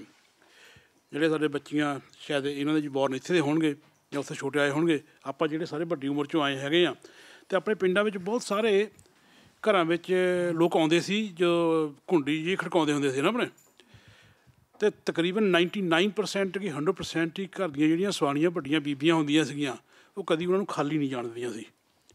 ਭਾਵੇਂ ਤੁਹਾਡੇ ਘਰ ਵਿੱਚ ਥੋੜ੍ਹਾ ਜਿਹਾ ਹੈਗਾ, ਭਾਵੇਂ ਇੱਕ ਕੌਲੀ ਹੀ ਆਟੇ ਦੀ ਉਹਨਾਂ ਨੂੰ ਪਾ ਦੇਣ ਜਾਂ ਦਾਣੇ ਦੀ ਪਾ ਦੇਣ, ਜ਼ਰੂਰ ਪਾਉਂਦੀਆਂ ਸੀ। ਕਿਉਂਕਿ ਗੁਰੂ ਨਾਨਕ ਦਾ ਇਹ ਘਰ ਹੈਗਾ, ਆਪਾਂ ਗੁਰੂ ਨਾਨਕ ਦੇ ਘਰ ਦੇ ਵਿੱਚ ਪੈਦਾ ਹੋਏ ਹੈਗੇ ਹਾਂ। ਚਾਹੇ ਅੰਮ੍ਰਿਤਧਾਰੀ ਹਾਂ, ਚਾਹੇ ਸਹਿਜਧਾਰੀ ਹਾਂ, ਚਾਹੇ ਅਸੀਂ ਕਲੀਨ ਸ਼ੇਵਨ ਹੈਗੇ ਹਾਂ, ਅਸੀਂ ਸਾਰੇ ਉਸ ਧਰਮ ਦੇ ਨਾਲ ਸੰਬੰਧਿਤ ਬੰਦੇ ਹੈਗੇ ਹਾਂ। ਅਤੇ ਸਾਡੇ ਘਰਾਂ 'ਚ ਆਮ ਹੀ ਰਵਾਇਤ ਹੁੰਦੀ ਸੀ ਕਿ ਆਪਾਂ ਬੰਦੇ ਨੂੰ ਘਰੋਂ ਖਾਲੀ ਨਹੀਂ ਮੋੜਨਾ ਹੈਗਾ। ਅਤੇ ਜੇ ਕੋਈ ਬੰਦਾ ਤੁਹਾਡੇ ਘਰ, ਕਿਉਂਕਿ ਮੰਗਣਾ ਬਹੁਤ ਔਖਾ ਹੈਗਾ, ਮੰਗਣ ਗਿਆ ਸੋ ਮਰ ਗਿਆ, ਆਪਾਂ ਇੱਕ ਹਫ਼ਤਾ ਆਮ ਸੁਣਦੇ ਹੈਗੇ ਹਾਂ। ਅਤੇ ਮੰਗਣ ਵੀ ਜਾਣਾ ਜਿਹੜਾ ਉਹ ਮਰ ਕੇ ਹੀ ਜਾਣਾ ਪੈਂਦਾ ਬੰਦੇ ਨੂੰ। ਅਤੇ ਇਸ ਕਰਕੇ ਮੇਨ ਚੀਜ਼ ਇਹੀ ਹੈਗੀ ਆ ਵੀ ਜਿੱਥੇ ਕਿਤੇ ਲੋੜ ਹੈਗੀ ਆ, ਚਾਹੇ ਉਹ ਗੁਰਦੁਆਰਾ ਸਾਹਿਬ ਹੋਵੇ, ਚਾਹੇ ਉਹ ਸਕੂਲ ਹੋਵੇ, ਚਾਹੇ ਉਹ ਕਾਲਜ ਹੋਵੇ, ਚਾਹੇ ਉਹ ਹਸਪਤਾਲ ਹੋਵੇ, ਚਾਹੇ ਉਹ ਗਰੀਬ ਬੱਚੀਆਂ ਦੇ ਵਿਆਹ ਹੋਣ ਜਾਂ ਉਹਨਾਂ ਦੀ ਪੜ੍ਹਾਈ ਦਾ ਕੰਮ ਹੋਵੇ, ਜਾਂ ਜਿਵੇਂ ਵੀ ਤੁਸੀਂ ਲੈ ਸਕਦੇ ਹੈਗੇ ਆ, ਜਿੱਥੋਂ ਵੀ ਕਿਤੇ ਕਿਤੇ ਲੋੜ ਪੈਂਦੀ ਹੈਗੀ ਆ, ਅਤੇ ਉੱਥੇ ਜਿਹੜਾ ਮੰਨ ਲਓ ਆਪਾਂ ਨੂੰ ਯੋਗਦਾਨ ਪਾਉਣਾ ਚਾਹੀਦਾ। ਕਿਉਂਕਿ ਜਦੋਂ ਸਿੰਘ ਪਹਿਲਾਂ ਲੰਗਰ ਛਕਦੇ ਸੀ ਨਾ, ਭਾਵੇਂ ਲੜਾਈਆਂ ਵੀ ਹੁੰਦੀਆਂ ਸੀ, ਲੜਾਈਆਂ ਦੇ ਇਤਿਹਾਸ ਪਿਛਲੇ ਪੁਰਾਤਨ ਸਮੇਂ ਦੇ ਵਿੱਚ, ਅਤੇ ਉਹ ਨਗਾਰਾ ਵਜਾਉਂਦੇ ਸੀ। ਉਸ ਦਾ ਮਤਲਬ ਇਹ ਹੁੰਦਾ ਸੀ ਕਿ ਆ ਜਾਓ ਸਾਰੇ ਲੰਗਰ ਛਕ ਲਈਏ, ਕਿ ਉਸ ਵਕਤ ਮੰਨ ਲਓ ਆਪਣੇ ਲੜਾਈ ਬੰਦ ਹੋ ਜਾਂਦੀ ਸੀ ਅਤੇ ਜਿਹੜੇ ਦੁਸ਼ਮਣ ਵੀ ਕਈ ਵਾਰ ਲੰਗਰ ਛਕ ਲੈਂਦੇ ਸੀ। ਇਤਿਹਾਸ ਇਹ ਕਹਿੰਦਾ। ਵੰਡ ਕੇ ਛਕਣ ਦਾ ਮਤਲਬ ਹੈ ਕਿ ਜੋ ਵੀ ਤੁਸੀਂ ਕਿਰਤ ਕਮਾਈ ਕੀਤੀ ਆਪਣੀ ਹਾਰਡ ਵਰਕਿੰਗ ਵਿੱਚੋਂ, ਹੁਣ ਫਿਰ ਵੰਡ ਕੇ ਛਕਣ ਦਾ 2 ਨੰਬਰ ਦਾ ਪੈਸਾ ਵੀ ਹੈ। ਫਿਰ ਉੱਥੇ ਵੀ ਇੱਕ ਕੁਐਸਚਨ ਆ ਜਾਣਾ, ਤੁਸੀਂ ਗਲਤ ਤਰੀਕੇ ਨਾਲ ਪੈਸਾ ਕਮਾ ਰਹੇ ਹੋ, ਉਹਨੂੰ ਕਹਿੰਦੇ ਤੁਸੀਂ ਵੰਡ ਕੇ ਛਕ ਰਹੇ ਹਾਂ। ਇੱਥੇ ਗੁਰਬਾਣੀ ਨੇ ਜਿਹੜਾ ਹੈ ਉਹ ਆਪਣੀ 10 ਨੌਂ ਦੀ ਕਿਰਤ ਕਮਾਈ ਹਾਰਡ ਵਰਕਿੰਗ ਨੂੰ, ਜਿਹਨੂੰ ਬਾਬਾ ਫਰੀਦ ਜੀ ਨੇ ਵੀ ਕਿਹਾ, ਫਰੀਦਾ ਰੋਟੀ ਮੇਰੀ ਕਾਠ ਦੀ, ਕਾਠ ਦੀ ਮਤਲਬ ਲੱਕੜ ਦੀ ਨਹੀਂ ਗੀ, ਕਾਠ ਦੀ ਮਤਲਬ ਹੈ ਬੜੀ ਸਖਤ ਮਿਹਨਤ ਦੀ, ਅਤੇ ਲਾਵਣ ਮੇਰੀ ਭੁੱਖ। ਉੱਥੇ ਫਿਰ ਜਦੋਂ ਸਖਤ ਮਿਹਨਤ ਕਰਕੇ ਫਿਰ ਜਿਹੜੀ ਸਬਜ਼ੀ ਆ ਉਹ ਭੁੱਖ ਹੀ ਬਣ ਜਾਂਦੀ ਹੈ। ਕਿਉਂਕਿ ਜਦੋਂ ਕੋਈ ਕਿਰਤ ਕਰਕੇ ਆਪਣੇ ਹੱਥੀਂ ਕਿਰਤ ਕਰਕੇ ਕੋਈ ਖਾਂਦਾ, ਅਤੇ ਭਾਵੇਂ ਉਹ ਅਚਾਰ ਨਾਲ ਖਾਂਦਾ ਜਾਂ ਕਿਸ ਤਰ੍ਹਾਂ ਵੀ, ਉਹਦੇ ਵਾਸਤੇ ਉਹੀ ਉਹ ਸਬਜ਼ੀ ਭਾਜੀ ਬਣ ਜਾਂਦੀ ਹੈ। ਅਤੇ ਜਿਨ੍ਹਾਂ ਖਾਧੀ ਚੋਪੜੀ ਦਾ ਮਤਲਬ ਇੱਥੇ ਇਹ ਨਹੀਂ ਵੀ ਘਿਓ ਲਾਇਆ, ਚੋਪੜੀ ਦਾ ਮਤਲਬ ਹੈ ਜਿਹੜੀ ਠੱਗੀ ਠੋਰੀ ਦੀ, ਹਰਾਮ ਦੇ ਪੈਸੇ, ਮਾੜੇ ਪੈਸਿਆਂ ਦੇ ਨਾਲ ਜਿਹੜਾ ਕਿਰਤ ਕਮਾਈ ਕਰਨੀ ਆ, ਉਹਦਾ ਮਤਲਬ ਫਰਕ ਹੈਗਾ। ਅਤੇ ਘਣੇ ਸਹਿਣਗੇ ਦੁੱਖ ਕਿ ਉਹ ਚਿਕਨੀ ਚੋਪੜੀ ਬੜੀ ਲੱਗਦੀ ਆ, ਬੜੇ ਉਹਦੇ ਵਿੱਚ ਸੁੱਖ ਸਹੂਲਤਾਂ ਦਿਖਦੀਆਂ ਨੇ, ਬੜੀ ਲਗਜ਼ਰੀ ਲਾਈਫ ਲੱਗਦੀ ਆ, ਲੇਕਿਨ ਉਹ ਕਹਿੰਦੇ ਵੀ ਹੈ ਨਿਰਾ ਜ਼ਹਿਰ। ਸੋ ਹੁਣ ਇੱਥੇ ਵੀ ਇਸੇ ਗੱਲ ਫੇਰ ਆ ਜਾਂਦੀ ਆ ਵੰਡ ਕੇ ਛਕਣ ਦੀ। ਮਤਲਬ ਹੁਣ ਲੋਕ ਕਰੋੜਾਂ ਰੁਪਈਆ ਵੀ ਦਾਨ ਕਰ ਰਹੇ ਨੇ, ਲੇਕਿਨ ਉਹਨੂੰ ਅਸੀਂ ਦਾਨੀ ਮੰਨਦੇ ਹਾਂ, ਬੜਾ ਦਾਨੀ ਹੈ, ਲੇਕਿਨ ਉਹ ਕਿੱਥੋਂ ਆ ਰਿਹਾ ਪੈਸਾ, ਕਿਵੇਂ ਕਮਾ ਰਿਹਾ? ਜੇ ਕੋਈ ਡਰੱਗ ਵੇਚ ਕੇ ਪੈਸੇ ਕਮਾ ਕੇ ਵਿੱਚੋਂ ਅਤੇ ਦਾਨ ਕਰ, ਅਤੇ ਅਸੀਂ ਨੂੰ ਕਹਾਂਗੇ ਕਿ ਉਹ ਵੰਡ ਕੇ ਛਕ ਰਿਹਾ। ਇਹ ਬੜੇ ਵੱਡੇ ਪ੍ਰਿੰਸੀਪਲ ਨੇ ਸਿੱਖੀਜ਼ਮ ਦੇ। ਸਿੱਖੀਜ਼ਮ ਜਿਹੜੀ ਆ ਕੋਈ ਇਹ ਇੱਕ ਬੜੀ ਪ੍ਰੈਕਟੀਕਲ ਲਾਈਫ ਹੈ। ਇਹ ਕਹਿੰਦੇ ਨੇ ਵੀ ਖੰਡੇ ਧਾਰ 'ਤੇ ਚੱਲਣ ਵਾਲੀ ਗੱਲ ਹੈ। ਇੱਥੇ ਬਹੁਤ ਸਾਰੀਆਂ ਗੱਲਾਂ ਜਿਹੜੀਆਂ ਸਾਹਮਣੇ। ਫਿਰ ਦੂਸਰਾ ਜਿਹੜਾ ਵੇਖਣਾ ਆਪਾਂ ਵੀ ਇਹ ਅਸੀਂ ਵੰਡ ਕੇ ਵੀ ਕਿੱਥੇ ਛਕ ਰਹੇ ਹਾਂ। ਨੀਡੀ ਪੀਪਲ ਜਿਹੜੇ ਲੋੜਵੰਦ ਨੇ ਉਹਨਾਂ ਨੂੰ ਜਿਹੜਾ ਹੈ ਆਪਾਂ ਜੇ ਉਹਦੇ ਵਿੱਚ ਸ਼ੇਅਰ ਕਰਦੇ ਹਾਂ ਕੋਈ ਨਾ ਕਿਸੇ ਢੰਗ ਨਾਲ, ਜਿੰਨਾ ਕੁ ਜਥਾ ਸ਼ਕਤ ਅਸੀਂ ਕਰਦੇ ਹਾਂ, ਜੋ ਕਿਰਤ ਕਮਾਈ ਉਹਦੇ ਵਿੱਚੋਂ ਵੰਡ ਕੇ ਛਕਣਾ, ਜਾਣੀ ਲੋੜਵੰਦਾਂ ਦੀ ਸਹਾਇਤਾ ਕਰਨੀ। ਹੁਣ ਗੁਰਦੁਆਰਿਆਂ ਵਿੱਚ ਤਾਂ ਸੋਨੇ ਵੀ ਲੱਗ ਰਿਹਾ, ਕਿੰਨਾ ਸੋਨਾ ਅਸੀਂ ਥਾਪੀ ਜਾ ਰਹੇ ਹਾਂ, ਲੇਕਿਨ ਸਾਡਾ ਬੇਸ ਦੇਖੋ, ਸਾਡੀ ਹਕੀਕਤ ਦੇਖੋ ਕੀ ਹੈ। ਕਿਸਾਨ ਮਰ ਰਿਹਾ, ਜਵਾਨ ਮਰ ਰਿਹਾ, ਅਤੇ ਅਸੀਂ ਗੁਰਦੁਆਰਿਆਂ ਉੱਤੇ ਸੋਨਾ ਲਾਈ ਜਾਂਦੇ। ਅਸੀਂ ਸੋਚਦੇ ਹਾਂ ਵੀ ਗੁਰੂ ਦੀ ਅਸੀਂ ਬੜੀ ਸੇਵਾ ਕਰ ਰਹੇ ਹਾਂ। ਜਦੋਂ ਹਰਿਮੰਦਰ ਸਾਹਿਬ ਦੇ ਉੱਤੇ ਸੋਨਾ ਨਹੀਂ ਸੀ ਲੱਗਿਆ, ਤੁਹਾਨੂੰ ਕੀ ਕਹਿੰਦੇ ਸੀ? ਸੱਚਖੰਡ ਸ੍ਰੀ ਹਰਿਮੰਦਰ ਸਾਹਿਬ। ਪਰ ਜਦੋਂ ਸੋਨਾ ਲੱਗ ਗਿਆ, ਹੁਣ ਸਵਰਨ ਮੰਦਰ ਬਣ ਗਿਆ, ਸੋਨੇ ਦਾ ਮੰਦਰ ਬਣ ਗਿਆ, ਹੁਣ ਹਰੀ ਦਾ ਮੰਦਰ। ਯਾਨੀ ਇਹ ਗੱਲਾਂ ਵੇਖਣੀਆਂ ਪੈਣੀਆਂ ਨੇ ਕਿ ਅਸੀਂ ਕਿਸ ਢੰਗ ਨਾਲ ਜਾਂ ਕਿੱਥੇ ਅਸੀਂ ਕਰ ਰਹੇ ਹਾਂ, ਵੰਡ ਕੇ ਛਕ ਰਹੇ ਹਾਂ, ਜਾਂ ਅਸੀਂ ਕਿਹੋ ਜਿਹਾ ਕਿਰਤ ਕਮਾਈ ਕਰਕੇ ਅਤੇ ਉਹਨੂੰ ਅਸੀਂ ਵੰਡ ਕੇ ਛਕ ਰਹੇ ਹਾਂ। ਬਾਕੀ ਜੇ ਅਸੀਂ ਕੰਮਾਂ ਦਾ ਵੇਖੀਏ ਤਾਂ ਕੰਮ ਫਿਰ ਬਹੁਤ ਇੱਕ ਲਾਈਫ ਸੀਮਤ ਹੋ ਜਾਏਗੀ। ਜਿਵੇਂ ਫਿਰ ਰੈਸਟੋਰੈਂਟ ਖੋਲ੍ਹਣਾ, ਉਹ ਵੀ ਫਿਰ ਸਿੱਖ ਦੇ ਬਸ ਦੀ ਗੱਲ ਨਹੀਂ ਰਹਿਣੀ। ਰੈਸਟੋਰੈਂਟ ਵਿੱਚ ਤੁਹਾਨੂੰ ਹਰ ਚੀਜ਼ ਜਿਹੜੀ ਆ ਉਹ ਤਕਰੀਬਨ ਸੇਲ ਕਰਨੀ ਪੈਂਦੀ ਹੈ ਗਾਹਕ ਦੇ ਹਿਸਾਬ ਦੇ ਨਾਲ। ਹੋਰ ਕਈ ਇਹੋ ਜਿਹੇ ਕਿੱਤੇ ਨੇ ਜਿਨ੍ਹਾਂ ਵਿੱਚੋਂ ਤੁਹਾਨੂੰ ਬਾਹਰ ਨਿਕਲਣਾ ਪੈਣਾ। ਸੋ ਕਾਫੀ ਵੱਡਾ ਫੀਲਡ ਹੈ ਇਹਦਾ, ਇਹ ਛੋਟਾ ਮੋਟਾ ਸਬਜੈਕਟ ਨਹੀਂ ਹੈਗਾ। ਵੰਡ ਕੇ ਛਕਣਾ ਜਿਹੜਾ ਹੈ ਉਹ ਜਾਣੀ ਵੀ ਦੂਜਿਆਂ ਦੇ ਵਿੱਚ, ਲੋੜਵੰਦਾਂ ਦੇ ਵਿੱਚ। ਲੋੜਵੰਦ ਇੱਥੇ ਕੋਈ ਵੀ ਇਹ ਨਹੀਂ ਕਿ ਆਪਣੇ ਸਿੱਖਾਂ ਦਾ ਹੀ ਹੋਵੇ, ਕੋਈ ਵੀ ਐਨੀ ਬੋਡੀ ਹੋਵੇ, ਜਿਹੜਾ ਸਰਬੱਤ ਦੇ ਭਲੇ ਵਿੱਚ ਗੱਲ ਆ ਜਾਂਦੀ ਹੈ, ਉਹਨਾਂ ਦੇ ਵਿੱਚ ਆਪਣਾ ਸ਼ੇਅਰ ਕਰਨਾ ਜਥਾ ਸ਼ਕਤ ਜਿੰਨਾ ਕੁ ਤੁਸੀਂ ਕਿਰਤ ਕਮਾਈ ਕੀਤੀ। ਅਗੇਨ ਲਾਈਕ ਮੇਰੀ ਇੰਨੀ ਮੱਤ ਨਹੀਂ ਹੈਗੀ ਜਿੰਨੀ, ਬਟ ਭਾਈ ਸਾਹਿਬ ਨੇ ਜਿਹੜੀ ਗੱਲ ਸ਼ੇਅਰ ਕੀਤੀ ਆ ਕਿ ਸਾਨੂੰ ਇਹ ਦੇਖਣਾ ਪਏਗਾ ਜਦੋਂ ਆਪਾਂ ਵੰਡ ਕੇ ਛਕ ਰਹੇ ਹਾਂ ਅਤੇ ਆਪਾਂ ਕਿਸ ਤਰ੍ਹਾਂ ਕਮਾਈ ਕਰਦੇ ਹਾਂ, ਕਿਸ ਤਰ੍ਹਾਂ ਕਿਰਤ ਕਰਦੇ ਹਾਂ। ਇੱਕ ਚੀਜ਼ ਆਉਂਦੀ ਹੈ ਵੰਡ ਕੇ ਛਕਣ 'ਚ ਆਪਾਂ ਦੋ ਚੀਜ਼ਾਂ ਹੈ। ਇੱਕ ਦਸਵੰਧ ਆਪਾਂ ਜਿਹੜਾ ਹੈਗਾ ਆਮ ਪ੍ਰਚਲਿਤ ਵਰਡ ਯੂਜ਼ ਕਰਦੇ ਹਾਂ। ਗੁਰੂ ਸਾਹਿਬ ਨੇ ਸਾਨੂੰ ਦਸਵੰਧ ਦੀ ਜਿਹੜੀ ਪ੍ਰਥਾ ਦੱਸੀ ਆ। ਇੱਕ ਉਹ ਹੁੰਦਾ ਲਾਈਕ ਜਦੋਂ ਦਸਵੰਧ ਦੀ ਗੱਲ ਕਰਦੇ ਹਾਂ, it's not just about money. ਸਾਨੂੰ ਜਦ ਦਸਵੰਧ ਦੇਣਾ ਹੈ ਤਾਂ ਇਟਸ ਮੋਰ ਅਬਾਊਟ ਤੁਹਾਡਾ ਤਨ, ਮਨ, ਧਨ ਤਿੰਨਾਂ ਦਾ ਦਸਵੰਧ ਹੋਣਾ ਚਾਹੀਦਾ ਹੈ। Like you have to take 10th part of your life for the seva. You have to take 10th part of your money, what you are earning for the seva. ਅਤੇ ਤੁਹਾਨੂੰ ਆਪਣੇ ਮਨੋਂ ਵੀ ਕਰਨਾ ਹੁੰਦਾ ਉਹ ਚੀਜ਼। ਬਟ ਜਿੱਥੇ ਤੱਕ ਸੇਵਾ ਦੀ ਗੱਲ ਆਉਂਦੀ ਹੈ, ਜਦੋਂ ਵੀ ਟਾਕ ਅਬਾਊਟ ਵੰਡ ਕੇ ਛਕਣਾ, ਇਹਦੇ 'ਚ ਸੇਵਾ is like one of the most important aspect of ਵੰਡ ਕੇ ਛਕਣਾ। ਜਦੋਂ ਗੱਲ ਸੇਵਾ ਦੀ ਆਉਂਦੀ ਹੈ, ਜਦੋਂ ਜਿੱਦਾਂ ਭਾਈ ਸਾਹਿਬ ਨੇ ਕਿਹਾ ਕਿ ਆਪਾਂ ਸੋਨਾ ਚੜ੍ਹਾਉਂਦੇ ਹਾਂ ਜਾਂ we actually give a lot of money ਨਾ, ਅਤੇ ਇੱਕ ਸਿੰਘ ਸਾਹਿਬ ਨੇ ਬੜੀ ਪਿਆਰੀ ਜਿਹੀ ਗੱਲ ਦੱਸੀ ਸੀ। ਕਹਿੰਦੇ ਸੇਵਾ ਕੌਣ ਕਰਦਾ? Who do the service? A slave do the service to his master. ਇੱਕ ਜਿਹੜਾ ਨੌਕਰ ਹੁੰਦਾ ਹੈ ਉਹ ਆਪਣੇ ਮਾਲਕ ਦੀ ਸੇਵਾ ਕਰਦਾ। ਅਤੇ ਜਦੋਂ ਆਪਾਂ ਕਹਿੰਦੇ ਹਾਂ ਕਿ ਆਪਾਂ ਸੇਵਾ ਕਰ ਰਹੇ ਹਾਂ, ਤਾਂ it's not just we are using a word, there is a very deep meaning, ਇੱਕ ਬੜਾ ਗੂਡ ਮੀਨਿੰਗ ਹੈਗਾ ਇਹਦੇ 'ਚ। ਅਤੇ ਗੁਰੂ ਸਾਹਿਬ ਨੇ ਜਦੋਂ ਸਾਨੂੰ ਇਹ ਸੇਵਾ ਵਰਡ ਦਿੱਤਾ, ਦੈਟ ਮੀਨਸ ਜਦੋਂ ਤੁਸੀਂ ਕਿਸੇ ਨੂੰ ਕੁਛ ਦਿੰਦੇ ਹੋ ਆਪਣੀ ਕਮਾਈ 'ਚੋਂ ਜਾਂ ਆਪਣੇ ਦਸਵੰਧ 'ਚੋਂ, then the feeling you should have inside is not ki I'm giving something, but it's like I'm taking the blessings from them. It's not you who is actually doing something good for somebody else. It's something the other person is giving you. He's giving you an opportunity to actually be more humble. ਜਦੋਂ ਗੁਰੂ ਸਾਹਿਬ ਸਾਖੀ ਹੈਗੀ ਹੈ ਗੁਰੂ ਹਰਗੋਬਿੰਦ ਪਾਤਸ਼ਾਹ ਜੀ ਜਦੋਂ ਉਹਨਾਂ ਨੂੰ ਸੰਗਤ ਨੇ ਦੇਖਿਆ ਸੀ ਉਹ ਬਾਲ ਜੋੜੇ ਝਾੜ ਰਹੇ ਸਨ, ਦੈਨ ਪੰਜੇ ਪਾਤਸ਼ਾਹ, ਆਮ ਸੌਰੀ, ਗੁਰੂ। ਅਤੇ this actually symbolizes the thing that when you actually do seva, it's not about like how big you are, ਤੁਹਾਡੇ ਕੋਲ ਕਿੰਨਾ ਹੈਗਾ ਅਤੇ ਤੁਸੀਂ ਕਿੰਨਾ ਉਹਦੇ 'ਚੋਂ ਨਿਕਾਲ ਕੇ ਕਿਸੇ ਦੀ ਹੈਲਪ ਕਰ ਸਕਦੇ ਹੋ। ਇਟਸ ਅਬਾਊਟ ਕਿ ਤੁਸੀਂ ਕਿੰਨੀ ਕਿਸੇ ਤੋਂ ਹੈਲਪ ਲੈ ਸਕਦੇ ਹੋ, ਬੀਇੰਗ ਮੋਰ ਨਿਮਾਣਾ, ਬੀਇੰਗ ਮੋਰ ਹੰਬਲ। ਅਤੇ ਗੁਰੂ ਸਾਹਿਬ ਸਾਨੂੰ ਇਹ ਚੀਜ਼ ਦੱਸਦੇ ਨੇ, ਮਨ ਨੀਵਾ ਮਤ ਉੱਚੀ। ਇੱਕ again there are many stories actually ਬੜੀ ਪੌਰਾਣਿਕ ਕਥਾ ਹੈਗੀਆਂ ਨੇ ਤੇ there are ways to explain this ਇੱਕ ਵਾਰੀ ਬੜੇ ਪੁਰਾਤਨ ਕੀਰਤਨੀਏ ਹੋਏ ਨੇ ਉਹ ਕਥਾ ਕਰ ਰਹੇ ਸਨ and then generally they used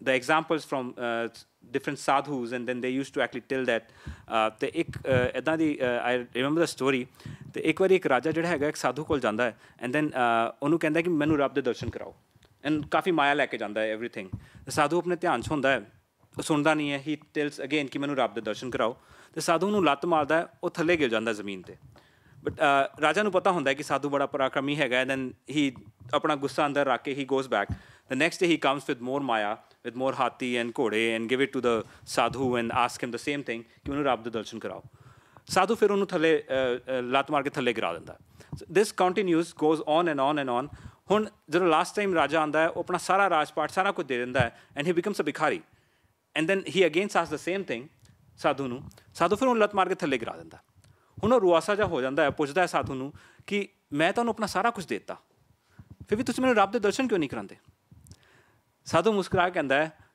ਉਹ ਭੋਲਿਆ the very first day you came here ਮੈਂ ਤੈਨੂੰ ਉਸ ਟਾਈਮ ਰੱਬ ਕੋਲ ਭੇਜਿਆ ਸੀ ਕਹਿੰਦਾ ਤੁਸੀਂ ਤਾਂ ਮੈਨੂੰ ਲੱਤ ਮਾਰ ਕੇ ਥੱਲੇ ਗਿਰਾਤਾ ਸੀ ਕਹਿੰਦੇ ਉਹੀ ਤਾਂ ਜਿਸ ਦਿਨ ਤੇਰੀ ਮੱਤ ਜਿਹੜੀ ਹੈਗੀ ਹੈ ਉਹ ਥੱਲੇ ਚੱਲਦੀ ਹੋਈ ਚੀਟੀ ਦੇ ਪੈਰ ਦੇ ਥੱਲੇ ਹੋਏਗੀ ਜਦੋਂ ਤੇਰੀ ਮੱਤ ਇੰਨੀ ਨੀਵੀਂ ਹੋਏਗੀ ਤੈਨੂੰ ਰੱਬ ਆਪੇ ਮਿਲ ਜਾਣਾ ਹਾਂਜੀ ਜਿਹੜਾ ਵੰਡ ਛਕਣਾ ਗੁਰੂ ਨਾਨਕ ਪਾਤਸ਼ਾਹ ਜੀ ਨੂੰ ਪਿਲਰ ਦਿੱਤਾ ਹੈ ਮੈਂ ਸਮਝਦਾ ਜਿਹੜਾ ਕਿਰਤ ਕਰਨਾ ਅਤੇ ਨਾਮ ਜਪਣਾ ਬੰਦੇ ਦਾ ਸ਼ਖਸੀ ਨਿੱਜੀ ਆਪਣਾ ਜੀਵਨ ਵਿਹਾਰ ਦਾ ਕੰਮ ਹੈ ਕਰਮ ਹੈ ਜਿਹੜਾ ਬੰਦਾ ਕਰਦਾ ਹੈ ਕਿਰਤ ਕਰਦਾ ਹੈ ਆਪਣੇ ਲਈ ਕਰਦਾ ਹੈ ਨਾਮ ਜਪਦਾ ਆਪਣੇ ਲਈ ਜਪਦਾ ਹੈ ਅਤੇ ਜਿਹੜਾ ਵੰਡ ਛਕਣਾ ਹੈ ਇਹ ਸੰਸਾਰ ਲਈ ਹੈ ਜੋ ਤੂੰ ਕੀਤਾ ਹੈ ਕਮਾਇਆ ਹੈ ਤੂੰ ਇਹਦੇ ਵਿੱਚੋਂ ਕੁਛ ਦੇ ਅਤੇ ਦੇਵੇਗਾ ਤਾਂ ਤੇਰੇ ਵਿੱਚੋਂ ਦਇਆ ਪੈਦਾ ਹੋਏਗੀ ਦਇਆ ਦਾ ਜਿਹੜਾ ਗੁਣ ਆ ਉਹ ਵਿਕਾਸ ਵਿੱਚ ਆਏਗਾ ਅਤੇ ਦਇਆ ਧਰਮ ਦਾ ਪੁੱਤਰ ਹੈ ਦਇਆ ਅਤੇ ਧਰਮ ਉੱਥੇ ਹੈ ਜਿੱਥੇ ਦਇਆ ਹੈ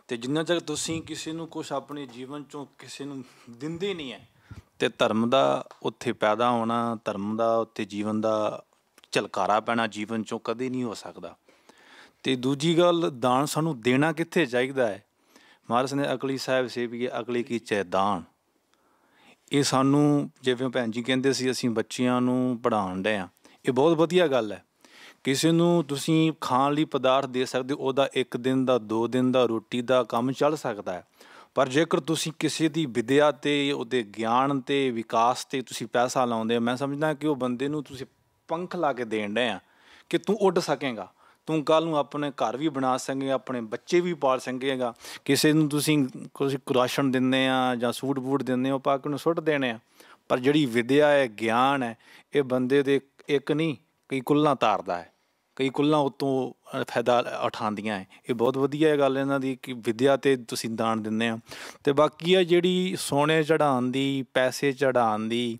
ਇਹ ਆ ਸਾਡੇ ਹਰੇਕ ਮਨ ਦੀ ਸ਼ਰਧਾ ਮੈਂ ਸਮਝਦਾ ਕਿ ਸਾਡੇ ਕੋਲ 1 ਰੁਪਈਆ ਦੇਣ ਲਈ ਹੈ ਅਸੀਂ 1 ਰੁਪਈਆ ਹੀ ਦੇਵਾਂਗੇ 1 ਰੁਪਈਆ ਹੀ ਦੇਵਾਂਗੇ ਪਰ ਇਹ ਕਈਆਂ ਕੋਲ ਲੱਖ ਰੁਪਈਆ ਦੇਣ ਲਈ ਆ ਕਿ ਕੋਈ ਕਰੋੜ ਰੁਪਈਆ ਦੇਣ ਲਈ ਆ ਉਹ ਕਰੋੜ ਦਿੰਦਾ ਹੈ ਅਤੇ ਮੈਂ ਜਿਹੋ ਜਿਹੀ ਸੰਸਥਾ 'ਚ ਮੈਂ ਪੜ੍ਹ ਕੇ ਆਇਆ ਮੈਨੂੰ ਸਮਝਦਾ ਕਿ ਉਹ ਸੰਸਥਾ ਜਿਹੜੀ ਹੈ ਨਾ ਇੱਕ ਬੰਦੇ ਨੇ 8 ਕਰੋੜ ਰੁਪਈਆ ਦਾਨ ਦਿੱਤਾ ਸਿਰਫ ਵਿੱਦਿਆ ਲਈ ਉਹਨੇ ਆਪਣੇ ਨਾਂ ਤੋਂ ਕਦੇ ਜਣਾਇਆ ਹੀ ਨਹੀਂ ਕਿ ਮੈਂ ਇਹ ਦਾਨ ਦਿੱਤਾ ਇਹ ਤੋਂ ਪਿੱਛੋਂ ਉਹਨੇ 25-26 ਕਰੋੜ ਰੁਪਈਆ ਹੋਰ ਦਿੱਤਾ ਸਿਰਫ ਇੱਕ ਵਿੱਦਿਆ ਲਈ ਦਿੱਤਾ ਅਤੇ ਭਾਵੇਂ ਚਲੋ ਉਹਦੀ ਇੱਕ ਸਮਝਦਾ ਸ਼ਾਇਦ ਉਹਦਾ ਕਾਰੋਬਾਰ ਚਲੋ ਮੈਂ ਕਾਰੋਬਾਰ ਬਾਰੇ ਜਾਣਦਾ ਨਹੀਂ ਪਰ ਉੱਤੋਂ ਜਿਹੜੀ ਉਹ ਸੰਸਥਾ ਬਣੀ ਹੈ ਉਹਦੇ ਵਿੱਚੋਂ ਲੱਖਾਂ ਬੰਦਿਆਂ ਨੇ ਹਜ਼ਾਰਾਂ ਬੱਚਿਆਂ ਨੇ ਪੜ੍ਹ ਕੇ ਵੱਡਿਆਂ ਹੋਣਾ ਪੜ੍ਹਨਾ ਰੋਜੀ ਰੋਟੀ ਆਪਣੀ ਲੱਗਣਾ ਹੈ ਪਰ ਉਹਨੇ ਇੰਨਾ ਕਰੋੜ ਰੁਪਈਆ ਦਾਨ ਦੇ ਕੇ ਕੋਈ ਸੰਸਥਾ ਚਲਾ ਦਿੱਤੀ ਆ ਬਣਾ ਦਿੱਤੀ ਆ ਤਾਂ ਉਹਦਾ ਪੈਸਾ ਇੰਨਾ ਕੀਤਾ ਕੰਮ ਆ ਗਿਆ ਜੇਕਰ ਕੋਈ ਗੁਰੂ ਮਹਾਰਾਜ ਨੂੰ ਕੋਈ ਭੇਂਟ ਕਰਦਾ ਹੈ ਸੋਨੇ ਦੀ ਨਾ ਅਤੇ ਮਹਾਰਾਜ ਨਗੀਨੇ ਭੇਂਟ ਕਰਦਾ ਹੈ ਤਾਂ ਉਹ ਗੁਰੂ ਦੀ ਇੱਕ ਵਡਿਆਈ ਹੈ ਗੁਰੂ ਦੀ ਸ਼ਾਨੋ ਸ਼ੌਕਤ ਆ ਅਤੇ ਬਾਕੀ ਤੁਸੀਂ ਖੁਦ ਆਪਣੇ ਜੀਵਨ 'ਚ ਜਿੰਨੇ ਕੁ ਦੇਣ ਜੋਗੇ ਆ ਸ਼ਾਇਦ ਜਿਹੜਾ ਕਰੋੜ ਰੁਪਈਆ ਦਾ ਕੋਈ ਸਮਾਨ ਗੁਰੂ ਨੂੰ ਭੇਂਟ ਕਰ ਰਿਹਾ ਕੀ ਪਤਾ ਕਰੋੜ ਰੁਪਈਆ ਉਹਨੇ ਕਿਤੇ ਭੁੱਖਿਆਂ ਨੂੰ ਰੋਟੀ ਵੀ ਖਵਾਈ ਹੋਵੇਗੀ ਐਸੀ ਗੱਲ ਨਹੀਂ ਹੈ ਇਕੱਲਾ ਉਹ ਗੁਰੂ ਨੂੰ ਮਹਾਰਾਜ ਨੂੰ ਹੀ ਦੇਣ ਆਇਆ ਹੈ ਉਹਨੇ ਕੀ ਹੈ ਕਈਆਂ ਨੂੰ ਰੋਜ਼ ਪੇਟ 'ਚ ਵੀ ਪਾਇਆ ਹੋਊਗਾ ਪਰ ਸਾਨੂੰ ਇਹ ਹਮੇਸ਼ਾ ਹੀ ਜਿਹੜੀ ਪੋਜ਼ੀਟਿਵ ਜਿਹੜੀ ਥਿੰਕਿੰਗ ਆ ਉਹਦੇ ਨਾਲ ਚੱਲਣਾ ਚਾਹੀਦਾ ਨਾ ਕਿ ਹਮੇਸ਼ਾ ਨੈਗੇਟਿਵ ਹੀ ਗੱਲ ਨੂੰ ਲੈ ਕੇ ਭੱਜਣਾ ਚਾਹੀਦਾ ਸਾਨੂੰ ਕਿ ਪੋਜ਼ੀਟਿਵ ਦੇਖੀਏ ਪੋਜ਼ੀਟਿਵ ਸੰਸਾਰ ਹੁੰਦਾ ਕੀ ਹੈ ਉਹਨੂੰ ਸਾਨੂੰ ਪ੍ਰਮੋਟ ਕਰਨਾ ਚਾਹੀਦਾ ਹੈ। ਅਤੇ ਵੰਡ ਛਕਣਾ ਇਹ ਸਾਡੇ ਇੱਕ ਪੰਥਕ, ਅੱਜ ਮੈਨੂੰ ਸ਼ਾਇਦ ਅਲੀਗੜ੍ਹ ਯੂਨੀਵਰਸਿਟੀ ਸੀ, ਉਹਦਾ VC ਬੋਲ ਰਿਹਾ ਸੀ, ਉਹ ਕਹਿੰਦਾ ਅੱਜ ਦੇ ਦੌਰ ਵਿੱਚ ਸਿੱਖੀਜ਼ਮ ਜਿਹੜਾ ਕਿਉਂ ਉੱਪਰ ਜਾ ਰਿਹਾ, ਇਹ ਹਰੇਕ ਥਾਂ ਇਹਦੀ ਪਹਿਚਾਣ ਕਿਉਂ ਬਣ ਰਹੀ ਹੈ, ਕਿਉਂ ਪਹਿਚਾਣ ਬਣ ਰਹੀ ਹੈ? ਉਹਦਾ ਪਹਿਚਾਣ ਦਾ ਇੱਕੋ ਕਾਰਨ ਹੈ, ਇਹ ਵੰਡ ਕੇ ਛਕਦੇ ਆ। ਇਹ ਜਿੱਥੇ ਵੀ ਮੁਸੀਬਤ ਬਣਦੀ ਆ ਅਤੇ ਆਪਣਾ ਸਾਰਾ ਕੁਛ ਉੱਤੋਂ ਵਾਰਨ ਤੱਕ ਜਾਂਦੇ ਆ। ਇਹ ਗੁਰੂ ਨੇ ਸਾਨੂੰ ਤੀਜਾ ਪਿਲਰ ਦਿੱਤਾ ਹੈ, ਇਹ ਸੰਸਾਰ ਲਈ ਦਿੱਤਾ ਹੈ। ਇਹ ਇਕੱਲਾ ਮਨੁੱਖ ਨੂੰ ਨਹੀਂ ਦਾਨ ਦਿੱਤਾ ਜਾਂਦਾ, ਇੱਥੇ ਇੱਕ ਜੀਵ 'ਤੇ ਵੀ ਦਾਨ ਕਰਕੇ, ਦਇਆ ਕਰਕੇ ਉਹਦੇ ਉੱਤੇ ਦਾਨ ਕੀਤਾ ਜਾਂਦਾ ਹੈ। ਇੱਥੇ ਇੱਕ ਰੁੱਖ ਬੂਟਾ ਲਾ ਕੇ ਧਰਤੀ 'ਤੇ ਵੀ ਦਾਨ ਕੀਤਾ ਜਾਂਦਾ। ਨਹੀਂ ਲੋਕ ਤਾਂ ਵੱਢੀ ਜਾਂਦੇ ਆ ਨਾ, ਹਵਾ ਨੂੰ ਸਾਫ਼ ਕਰਕੇ ਇਹ 'ਤੇ ਵੀ ਦਾਨ ਕੀਤਾ ਜਾਂਦਾ ਹੈ। ਅਸੀਂ ਪ੍ਰਦੂਸ਼ਣ ਨਾ ਕਰੀਏ, ਸਾਰਾ ਕੁਛ ਇਹ ਦਾਨ ਦੇ ਵਿੱਚ ਬਹੁਤ ਕੁਛ ਆਉਂਦਾ। ਇਕੱਲਾ ਪੈਸਾ ਨਹੀਂ ਦਾਨ ਹੁੰਦਾ, ਦਾਨ ਦੇ ਵਿੱਚ ਜੀਵਨ ਸਮਰਪਿਤ ਕਰਨਾ ਹੈ ਇੱਕ ਸੰਸਾਰ ਬਾਰੇ, ਸੰਸਾਰ ਦੇ ਹਰੇਕ ਜੀਵ ਬਾਰੇ, ਕਾਇਨਾਤ ਬਾਰੇ। ਇਹ ਸਤਿਗੁਰੂ ਮਹਾਰਾਜ ਨੇ ਸਾਨੂੰ ਇਹ ਦਾਨ ਦੀ ਜਿਹੜੀ ਵੱਡੀ ਹੈ, ਬਹੁਤ ਵੱਡਾ ਪਿਲਰ ਦਿੱਤਾ ਹੈ। ਜੇ ਤੁਸੀਂ ਲੋਕਾਂ ਸੰਸਾਰ ਵਾਸਤੇ ਕੀ ਕਰ ਸਕਦੇ ਹੋ, ਉਹ ਦਾਨ ਦੇ ਵਿੱਚ ਹੀ ਕਰ ਸਕਾਂਗੇ। ਉਹ ਪੈਸਾ ਹੋਵੇ, ਜੀਵਨ ਵਿੱਚ ਗਿਆਨ ਦਾ ਦਾਨ ਹੋਵੇ, ਸੰਸਾਰ 'ਤੇ ਕੋਈ ਰੁੱਖ ਬੂਟਾ ਲਾਉਣ ਦਾ ਦਾਨ ਹੋਵੇ, ਕੁਛ ਵੀ ਹੋਵੇ, ਇਹ ਗੱਲ ਵੱਡੀ ਹੈ। ਇਹਦੇ ਨਾਲ ਹੀ ਸਾਡੀ ਸਿੱਖ ਕੌਮ ਦੀ, ਸਾਡੇ ਜੀਵਨ ਦੀ ਜਿਹੜੀ ਹੈ ਇੱਥੋਂ ਪਹਿਚਾਣ ਬਣਦੀ ਆ। ਉੱਦਾਂ ਤਾਂ ਹਰੇਕ ਕਿਰਤ ਆਪਣੀ ਨਿੱਜੀ ਲਈ ਕਰਦਾ ਹੈ, ਨਾਮ ਆਪਣੇ ਨਿੱਜ ਲਈ ਜਪਦਾ ਹੈ। ਤਾਂ ਇਹ ਸਾਂਝੀ ਵਾਲਦਾ ਦਾ ਸਾਡਾ ਇਹ ਸਿਧਾਂਤ ਹੈ ਅਤੇ ਸਿੱਖ ਨੂੰ ਇਹ ਫੋਲੋ ਕਰਨਾ ਚਾਹੀਦਾ ਹੈ। ਬਹੁਤ ਅਕਲ ਦੇ ਨਾਲ, ਅਕਲ ਦੇ ਨਾਲ ਨਾ ਮਾਰੇ ਅਕਲੀ ਸਾਹਿਬ ਸੇਵੀ ਅਕਲੀ ਕੀਚੇ ਦਾਨ। ਅਤੇ ਇਹ ਮੇਰੀ ਬੇਨਤੀ ਹੈ। ਸਭ ਤੋਂ ਅਖੀਰੇ ਦਾਸ ਬੋਲ ਰਿਹਾ ਹੈ, ਮਾਫ਼ ਕਰਨਾ ਜੀ, ਕਿਉਂਕਿ ਨਾਮ ਜਪਣ ਦਾ ਜਿਹੜਾ ਕੌਨਸੈਪਟ ਹੈਗਾ ਜੀ, ਉਹ ਹੈਗਾ ਪੂਰੇ ਗੁਰੂ ਗ੍ਰੰਥ ਸਾਹਿਬ ਜੀ ਨੂੰ ਪੜ੍ਹੋਗੇ, ਸਹਿਜ ਪਾਠ ਕਰੋਗੇ ਤਾਂ ਹੀ ਤੁਹਾਨੂੰ ਨਾਮ ਦਾ ਕੌਨਸੈਪਟ ਸਮਝ ਆਉਣਾ। ਜਿਹੜਾ ਹੁਣ ਵੰਡ ਕੇ ਛਕਣਾ, ਉਹਦੇ ਵਿੱਚ ਵੀ 2 ਕੌਨਸੈਪਟ ਹੈਗੇ ਆ, ਇੱਕ ਤੇ ਧਨ ਦੇ ਰੂਪ ਵਿੱਚ, ਇੱਕ ਆਪਣੇ ਐਕਸਪੀਰੀਅੰਸ ਵਿੱਚ ਜਿਹੜੇ ਗੁਰਬਾਣੀ 'ਚ ਐਕਸਪੀਰੀਅੰਸ ਹੈਗੇ ਉਹ ਸ਼ੇਅਰ ਕਰਨ ਨਾਲ ਵੀ ਤੁਸੀਂ ਵੰਡ ਕੇ ਛਕਣੇ ਵਾਲੇ ਕੰਮ ਕਰ ਰਹੇ ਆ। ਜਿੱਦਾਂ ਤੁਹਾਡੇ ਨਾਲ ਨਾਮ ਜਪਦੇ ਆ, ਜਿੱਦਾਂ ਤੁਹਾਡੇ ਨਾਲ ਕੁਛ ਐਕਸਪੀਰੀਅੰਸ ਕੋਈ ਵਾਪਰਦਾ, ਜੇ ਅਗਰ ਦੂਸਰੇ ਨੂੰ ਜੇਕਰ ਉਹਦਾ ਫਾਇਦਾ ਮਿਲਦਾ ਵਾ ਤਾਂ ਤੁਸੀਂ ਉਹਨੂੰ ਸ਼ੇਅਰ ਕਰੋ, ਤਾਂ ਬਹੁਤ ਚੰਗੀ ਗੱਲ ਹੈ। ਅਤੇ ਦੂਜਾ ਸਿੱਖ ਚੈਨਲ ਵਾਲਿਆਂ ਦਾ ਬਹੁਤ ਬਹੁਤ ਧੰਨਵਾਦ ਹੈ, ਜੋ ਕਿ ਸਿੱਖ ਚੈਨਲ ਲੇਟ ਵੱਲੋਂ ਜੋ ਕਿ ਰਿਮੋਟ ਏਰੀਆ ਵਿੱਚ, ਨੇਪਾਲ ਦੇ ਰਿਮੋਟ ਏਰੀਆ ਵਿੱਚ ਜੋ ਕਿ ਗੁਰਦੁਆਰਾ ਸਾਹਿਬ ਖੋਲ੍ਹਿਆ ਗਿਆ ਹੈ ਸਿੱਖ ਚੈਨਲ ਲੇਟ ਵੱਲੋਂ, ਉਹਨਾਂ ਦਾ ਅਤੀ ਸ਼ਲਾਘਾਯੋਗ ਕਦਮ ਹੈ। ਇਹਦੇ ਲਈ ਵੀ ਧੰਨਵਾਦ ਹੈ। ਅੱਜ ਬਹੁਤ ਵਧੀਆ ਲੱਗਾ ਕਿ ਜਿਹੜੇ ਬਹੁਤ ਵਿਸ਼ਾ ਜਿਹੜਾ ਸੀ ਚੰਗਾ ਸੀ, ਇੱਦਾਂ ਦੇ ਵਿਸ਼ੇ ਜ਼ਰੂਰ ਲੈ ਕੇ ਆਉਣੇ ਚਾਹੀਦੇ ਨੇ। ਜਦੋਂ ਕਿ ਕਦੋਂ ਆਪਾਂ ਕੋਈ ਵਿਚਾਰਾਂ ਕਰਾਂਗੇ, ਵਿਚਾਰਾਂ 'ਚ ਵਿਚਾਰਾਂ ਮਿਲ ਕੇ ਕੋਈ ਨਾ ਕੋਈ ਸੋਲੂਸ਼ਨ ਜਿਹੜਾ ਉਹ ਲੱਭਦਾ ਹੈਗਾ। ਜਿੱਦਾਂ ਭਾਈ ਸਾਹਿਬ ਨੇ ਬਹੁਤ ਵਧੀਆ ਢੰਗ ਦੇ ਨਾਲ, ਵਿਸਤਾਰ ਨਾਲ ਆਪਣੇ ਜਿਹੜੇ ਜੋ ਵੀ ਉਹਨਾਂ ਦੀ ਮੱਤ ਸੀਗੀ ਗੁਰੂ ਸਾਹਿਬ ਨੇ ਦਿੱਤੀ, ਉਹਦੇ ਮੁਤਾਬਕ ਉਹਨਾਂ ਨੇ ਹਰ ਇੱਕ ਨੇ ਵਧੀਆ ਆਪਣੇ ਜਿਹੜੇ ਦੱਸੇ ਨੇ। ਜਿੱਦਾਂ ਕਿ ਵੰਡ ਕੇ ਛਕਣਾ, ਇਹ ਵੀ ਗੁਰੂ ਸਾਹਿਬ ਨੇ ਸਾਨੂੰ ਸਿਧਾਂਤ ਸੀ ਸਾਡਾ, ਉਹਦੇ 'ਤੇ ਅੱਜ ਪਹਿਰਾ ਵੀ ਦੇ ਰਹੇ ਨੇ। ਬੈਲਜੀਅਮ ਦੀ ਧਰਤੀ ਤੋਂ ਵੀ ਸ਼ੁਰੂ ਹੋ ਗਿਆ ਇਹ ਕਾਰਜ ਜਿਹੜਾ ਆ, ਸ਼ੁਰੂ ਹੋ ਗਿਆ। ਜਿੱਦਾਂ ਇਹ ਮੈਸੇਜ ਹੋਰ ਜਿੱਦਾਂ ਇੱਦਾਂ ਦੇ ਡਿਸਕਸ਼ਨ ਹੋਣੇ ਚਾਹੀਦੇ ਨੇ ਪ੍ਰੋਗਰਾਮ, ਤਾਂ ਕਿ ਕਈਆਂ ਨੂੰ ਦੇਖ ਕੇ ਪਤਾ ਲੱਗਦਾ ਹੈ ਕਿ ਕੀ ਪ੍ਰੋਗਰਾਮ ਹੋਣੇ ਚਾਹੀਦੇ ਨੇ, ਕਿੱਦਾਂ ਸਾਡਾ। ਕਈਆਂ ਨੂੰ ਨਹੀਂ ਸੀ ਪਤਾ, ਉਹ ਵੀ ਚੱਲ ਪਏ ਨੇ ਸਾਡੇ ਨਾਲ। ਭਾਈ ਸਾਹਿਬ ਭਾਈ ਕਮਲਜੀਤ ਸਿੰਘ ਬੈਠੇ ਨੇ, ਇਹਨਾਂ ਨੇ ਵੀ ਇਹ ਉਪਰਾਲਾ ਸ਼ੁਰੂ ਕਰ ਦਿੱਤਾ ਹੈ। ਇੱਕ ਆਪਣੇ ਸਿੱਖ ਧਰਮ ਦੀ ਪਹਿਚਾਣ ਦੱਸਣੀ, ਸਿਰ 'ਤੇ ਦਸਤਾਰ, ਚੁੰਨੀਆਂ, ਬੱਚਿਆਂ ਦੇ ਜੂੜੇ, ਰੁਮਾਲ, ਉਹ ਇਹਨਾਂ ਦੇ ਵਿੱਚ ਆਪਾਂ 20-25 ਸਾਲ 50 ਸਾਲ ਤੋਂ ਰਹਿ ਰਹੇ ਹਾਂ, ਆਪਾਂ ਨੂੰ ਨਹੀਂ ਸੀ ਦੱਸ ਸਕੇ, ਲੇਕਿਨ ਹੁਣ ਇਹਨਾਂ ਸਕੂਲਾਂ ਦੇ ਵਿੱਚ ਜਾ ਕੇ ਸ਼ੁਰੂ ਕਰਤਾ। ਬਹੁਤ ਚੰਗਾ ਲੱਗਾ। ਇੱਦਾਂ ਜਿਹੜਾ ਤੁਸੀਂ ਅੱਜ ਪ੍ਰੋਗਰਾਮ ਇੱਥੇ ਰੱਖਿਆ, ਉਹ ਸਿੱਖ ਚੈਨਲ ਦੇ ਜ਼ਰੀਏ ਬਹੁਤ ਦੁਨੀਆ ਤੱਕ ਇਹ ਆਵਾਜ਼ ਜਾਏਗੀ। ਔਰ ਬੜੇ ਸੁਚੱਜੇ ਢੰਗ ਨਾਲ ਭਾਈ ਸਾਹਿਬ ਨੇ ਵੀ ਬਿਆਨ ਕੀਤਾ, ਸਾਰਿਆਂ ਨੇ ਸਤਿਕਾਰਯੋਗ ਆਪਣੇ ਮਤ ਦੇ ਮੁਤਾਬਕ ਦੱਸਿਆ। ਅਤੇ ਉਹਦੇ ਨਾਲ ਜਿਹੜਾ ਤੁਸੀਂ ਗੱਲ ਕਰਦੇ ਸੀਗੇ ਵੀ ਜਿੱਦਾਂ ਪਾਠ ਕਰਨਾ, ਪਾਠ ਕਰਕੇ ਕੋਈ ਦੇਖੇ ਉਹਨੂੰ ਫੇਰ ਹੀ ਪਤਾ ਲੱਗ ਸਕਦਾ। ਸ਼ੁਰੂ ਕਰੋ, ਜਿਹਨੇ ਨਹੀਂ ਵੀ ਕੀਤਾ ਉਹ ਸ਼ੁਰੂ ਕਰੇ। ਉਹ ਸ਼ੁਰੂ ਕਰਕੇ ਕਿਸੇ ਵੀ ਤਰੀਕੇ ਨਾਲ ਕਰੇ, ਉਹ ਤੋਤਾ ਰਟਣ ਕਰੇ ਜਾਂ ਘਰ ਬਹਿ ਕੇ ਕਰੇ ਜਾਂ ਗੁਟਕਾ ਸਾਹਿਬ ਤੋਂ ਕਰੇ ਜਾਂ ਇਸ਼ਨਾਨ ਕਰਦੇ ਕਰੇ, ਪਰ ਕਰਕੇ ਦੇਖ ਲਏ, ਇੱਧਰ ਨੂੰ ਤੁਰ ਪਏ, ਉਹਨੂੰ ਉਹਦਾ ਆਪਣੇ ਆਪ ਹੀ ਅਸਰ ਜਿਹੜਾ ਉਹ ਜ਼ਰੂਰ ਮਹਿਸੂਸ ਹੋ ਜਾਊਗਾ। ਕਿਉਂਕਿ ਦਾਸ ਨਾਲੇ ਬੀਤੀਆਂ ਨੇ, ਆਪਾਂ ਵੀ ਇੱਧਰੋਂ ਸ਼ੁਰੂ ਕੀਤਾ ਸੀ, ਪਹਿਲਾਂ ਅਸੀਂ ਵੀ ਅਣਜਾਣ ਸੀਗੇ, ਪਰ ਜਦੋਂ ਇਸ ਪਾਸੇ ਨੂੰ ਅਸੀਂ ਤੁਰੇ ਹਾਂ ਅਤੇ ਮਾਲਕ ਨੇ ਬੁਲੰਦੀਆਂ ਤੱਕ ਲਈ ਜਾਣ ਡੇ ਸਾਨੂੰ। ਪੈਰੋਂ ਪੈਰ ਸਾਨੂੰ ਇੱਜ਼ਤ ਮਾਣ ਸ਼ੌਕਤ ਸ਼ਾਨ ਹਰ ਚੀਜ਼ ਮਿਲ ਰਹੀ ਹੈ। ਇਹ ਸਾਰੀ ਵਡਿਆਈ ਗੁਰੂ ਸਾਹਿਬ ਨੂੰ ਮੈਂ ਦਿੰਦਾ, ਕਿਉਂਕਿ ਗੁਰੂ ਸਾਹਿਬ ਦੇ ਲੜ ਲੱਗੇ ਹਾਂ, ਅੱਜ ਸਾਨੂੰ ਸਾਰਾ ਕੁਝ ਮਿਲ ਰਿਹਾ। ਅਤੇ ਇਹ ਬਹੁਤ ਵਧੀਆ ਤੁਹਾਡਾ ਯੋਗ ਉਪਰਾਲਾ ਹੈਗਾ, ਜਿਹੜੀ ਹੋਲੈਂਡ ਦੀ ਧਰਤੀ ਤੁਸੀਂ ਸ਼ੁਰੂ ਕੀਤਾ ਹੈਗਾ। ਇੱਦਾਂ ਦੇ ਜ਼ਰੂਰ ਪ੍ਰੋਗਰਾਮ ਕਰੋ ਤਾਂ ਕਿ ਦੁਨੀਆ ਨੂੰ ਜਾਗਰਤ ਆਵੇ। ਆਪਾਂ ਕਿਸੇ ਬਾਤ ਵਿਵਾਦ 'ਚ ਨਹੀਂ ਪੈਣਾ, ਪਰ ਜਿਹੜੀ ਚੰਗਾ ਗੁਣ ਹੈ, ਚੰਗੀ ਗੱਲ ਹੈ, ਉਹਨੂੰ ਆਪਾਂ ਪੱਲੇ ਬੰਨ੍ਹ ਕੇ ਉਹਦੇ ਨਾਲ ਕਈ ਪ੍ਰਾਣੀਆਂ ਦਾ ਹੋਰ ਵੀ ਭਲਾ ਹੋ ਸਕਦਾ। ਅਤੇ ਇੰਨੀਆਂ ਕਿ 10 ਬੇਨਤੀਆਂ ਕਰਦੇ ਹਾਂ ਸਿੱਖ ਚੈਨਲ ਸਾਰੀ ਹੋਲੈਂਡ ਦੀ ਅਤੇ ਬੈਲਜੀਅਮ ਦੀ ਧਰਤੀ 'ਤੇ ਜਿੰਨੇ ਵੀ ਆਪਣੇ ਪੰਜਾਬੀ ਵੀਰ ਨੇ ਜਿਹੜੇ ਇਹਨਾਂ ਉਪਰਾਲਿਆਂ ਦੇ ਵਿੱਚ ਯੋਗਦਾਨ ਪਾ ਰਹੇ ਨੇ, ਹਿੱਸਾ ਲੈ ਰਹੇ ਨੇ, ਆਪਾਂ ਸਾਰਿਆਂ ਦਾ ਧੰਨਵਾਦ ਕਰਦੇ ਹਾਂ। ਵਾਹਿਗੁਰੂ ਜੀ ਕਾ ਖਾਲਸਾ, ਵਾਹਿਗੁਰੂ ਜੀ ਕੀ ਫਤਿਹ। ਐਂਡ ਵਿੱਚ ਮੈਂ ਇਹੀ ਕਹਿਣਾ ਚਾਹਾਂਗੀ ਕਿ ਸਟਿਖਟਿੰਗ ਸਿੱਖਿਜ਼ਮ ਐਂਡ ਕਲਚਰ ਵੱਲੋਂ ਅਸੀਂ ਇਹ ਜੋ ਉਪਰਾਲਾ ਕਰ ਰਹੇ ਹਾਂ ਉਹ ਅਸੀਂ ਇਸ ਕਰਕੇ ਹੀ ਕਰ ਰਹੇ ਹਾਂ ਕਿਉਂਕਿ ਜਿਹੜੀ ਇੱਥੋਂ ਦੀ ਯੂਥ ਆ ਉਹ ਕਈ ਪ੍ਰੋਬਲਮਸ ਫੇਸ ਕਰਦੀ ਸੀਗੀ, ਜਿੱਦਾਂ ਬੱਚਿਆਂ ਨੇ ਕੇਸ ਵਾਲ ਲੰਬੇ ਰੱਖਣੇ ਅਤੇ ਇੱਥੇ ਗੋਰਿਆਂ ਨੂੰ ਨਹੀਂ ਪਤਾ ਸੀ। ਤਾਂ ਅਸੀਂ ਹੁਣ ਇਹ ਉਪਰਾਲਾ ਇਸ ਕਰਕੇ ਕਰਦੇ ਕਿ ਅਸੀਂ ਸਕੂਲਾਂ ਵਿੱਚ ਜਾ ਕੇ ਸਪਰੇਕ ਬਿਰਤ ਜਿਹਨੂੰ ਕਹਿੰਦੇ ਪ੍ਰੈਜੈਂਟੇਸ਼ਨ ਦਈਏ ਤਾਂ ਕਿ ਬੱਚਿਆਂ ਨੂੰ ਉਹ ਬੁਲੀ ਨਾ ਕਰਨ ਨਿਆਣਿਆਂ ਨੂੰ ਕਿ ਕਿਉਂ ਤੁਸੀਂ ਕੇਸ ਲੰਬੇ ਰੱਖਦੇ ਆ, ਤੁਸੀਂ ਕੁੜੀ ਆ, ਕੋਈ ਮੁੰਡਿਆਂ ਨੂੰ ਪੁੱਛਦੇ ਜਿੱਦਾਂ। ਉਹ ਚੀਜ਼ ਵਾਸਤੇ ਵੀ ਅਸੀਂ ਉਪਰਾਲਾ ਕਰਨਾ ਚਾਹੁੰਦੇ ਹਾਂ। ਅਗਾਂਹ ਅਸੀਂ ਇੱਕ ਪ੍ਰੋਜੈਕਟ ਸ਼ੁਰੂ ਕਰਨਾ ਚਾਹੁੰਦੇ ਕਿ ਭਗਤ ਪੂਰਨ ਸਿੰਘ ਬਾਰੇ ਜੀ ਅਸੀਂ ਕਿਤਾਬ ਲਿਖਣਾ ਚਾਹੁੰਦੇ ਹਾਂ ਡੱਚ ਦੇ ਵਿੱਚ, ਅਤੇ ਜਿੰਨੀ ਵੀ ਤੁਸੀਂ ਸਾਡੀ ਹੈਲਪ ਕਰ ਸਕਦੇ ਆ ਉਹ ਸਾਨੂੰ ਉਸ ਦੀ ਲੋੜ ਹੈਗੀ ਆ।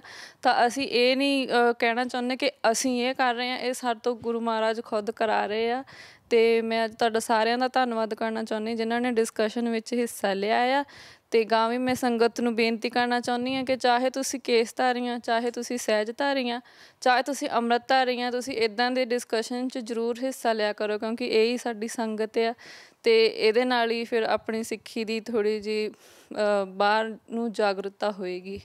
ਅਤੇ ਇੰਨੀਆਂ ਕੁ ਬੇਨਤੀਆਂ ਪ੍ਰਵਾਨ ਕਰਦੇ ਹਾਂ। ਵਾਹਿਗੁਰੂ ਜੀ ਕਾ ਖਾਲਸਾ, ਵਾਹਿਗੁਰੂ ਜੀ ਕੀ ਫਤਿਹ।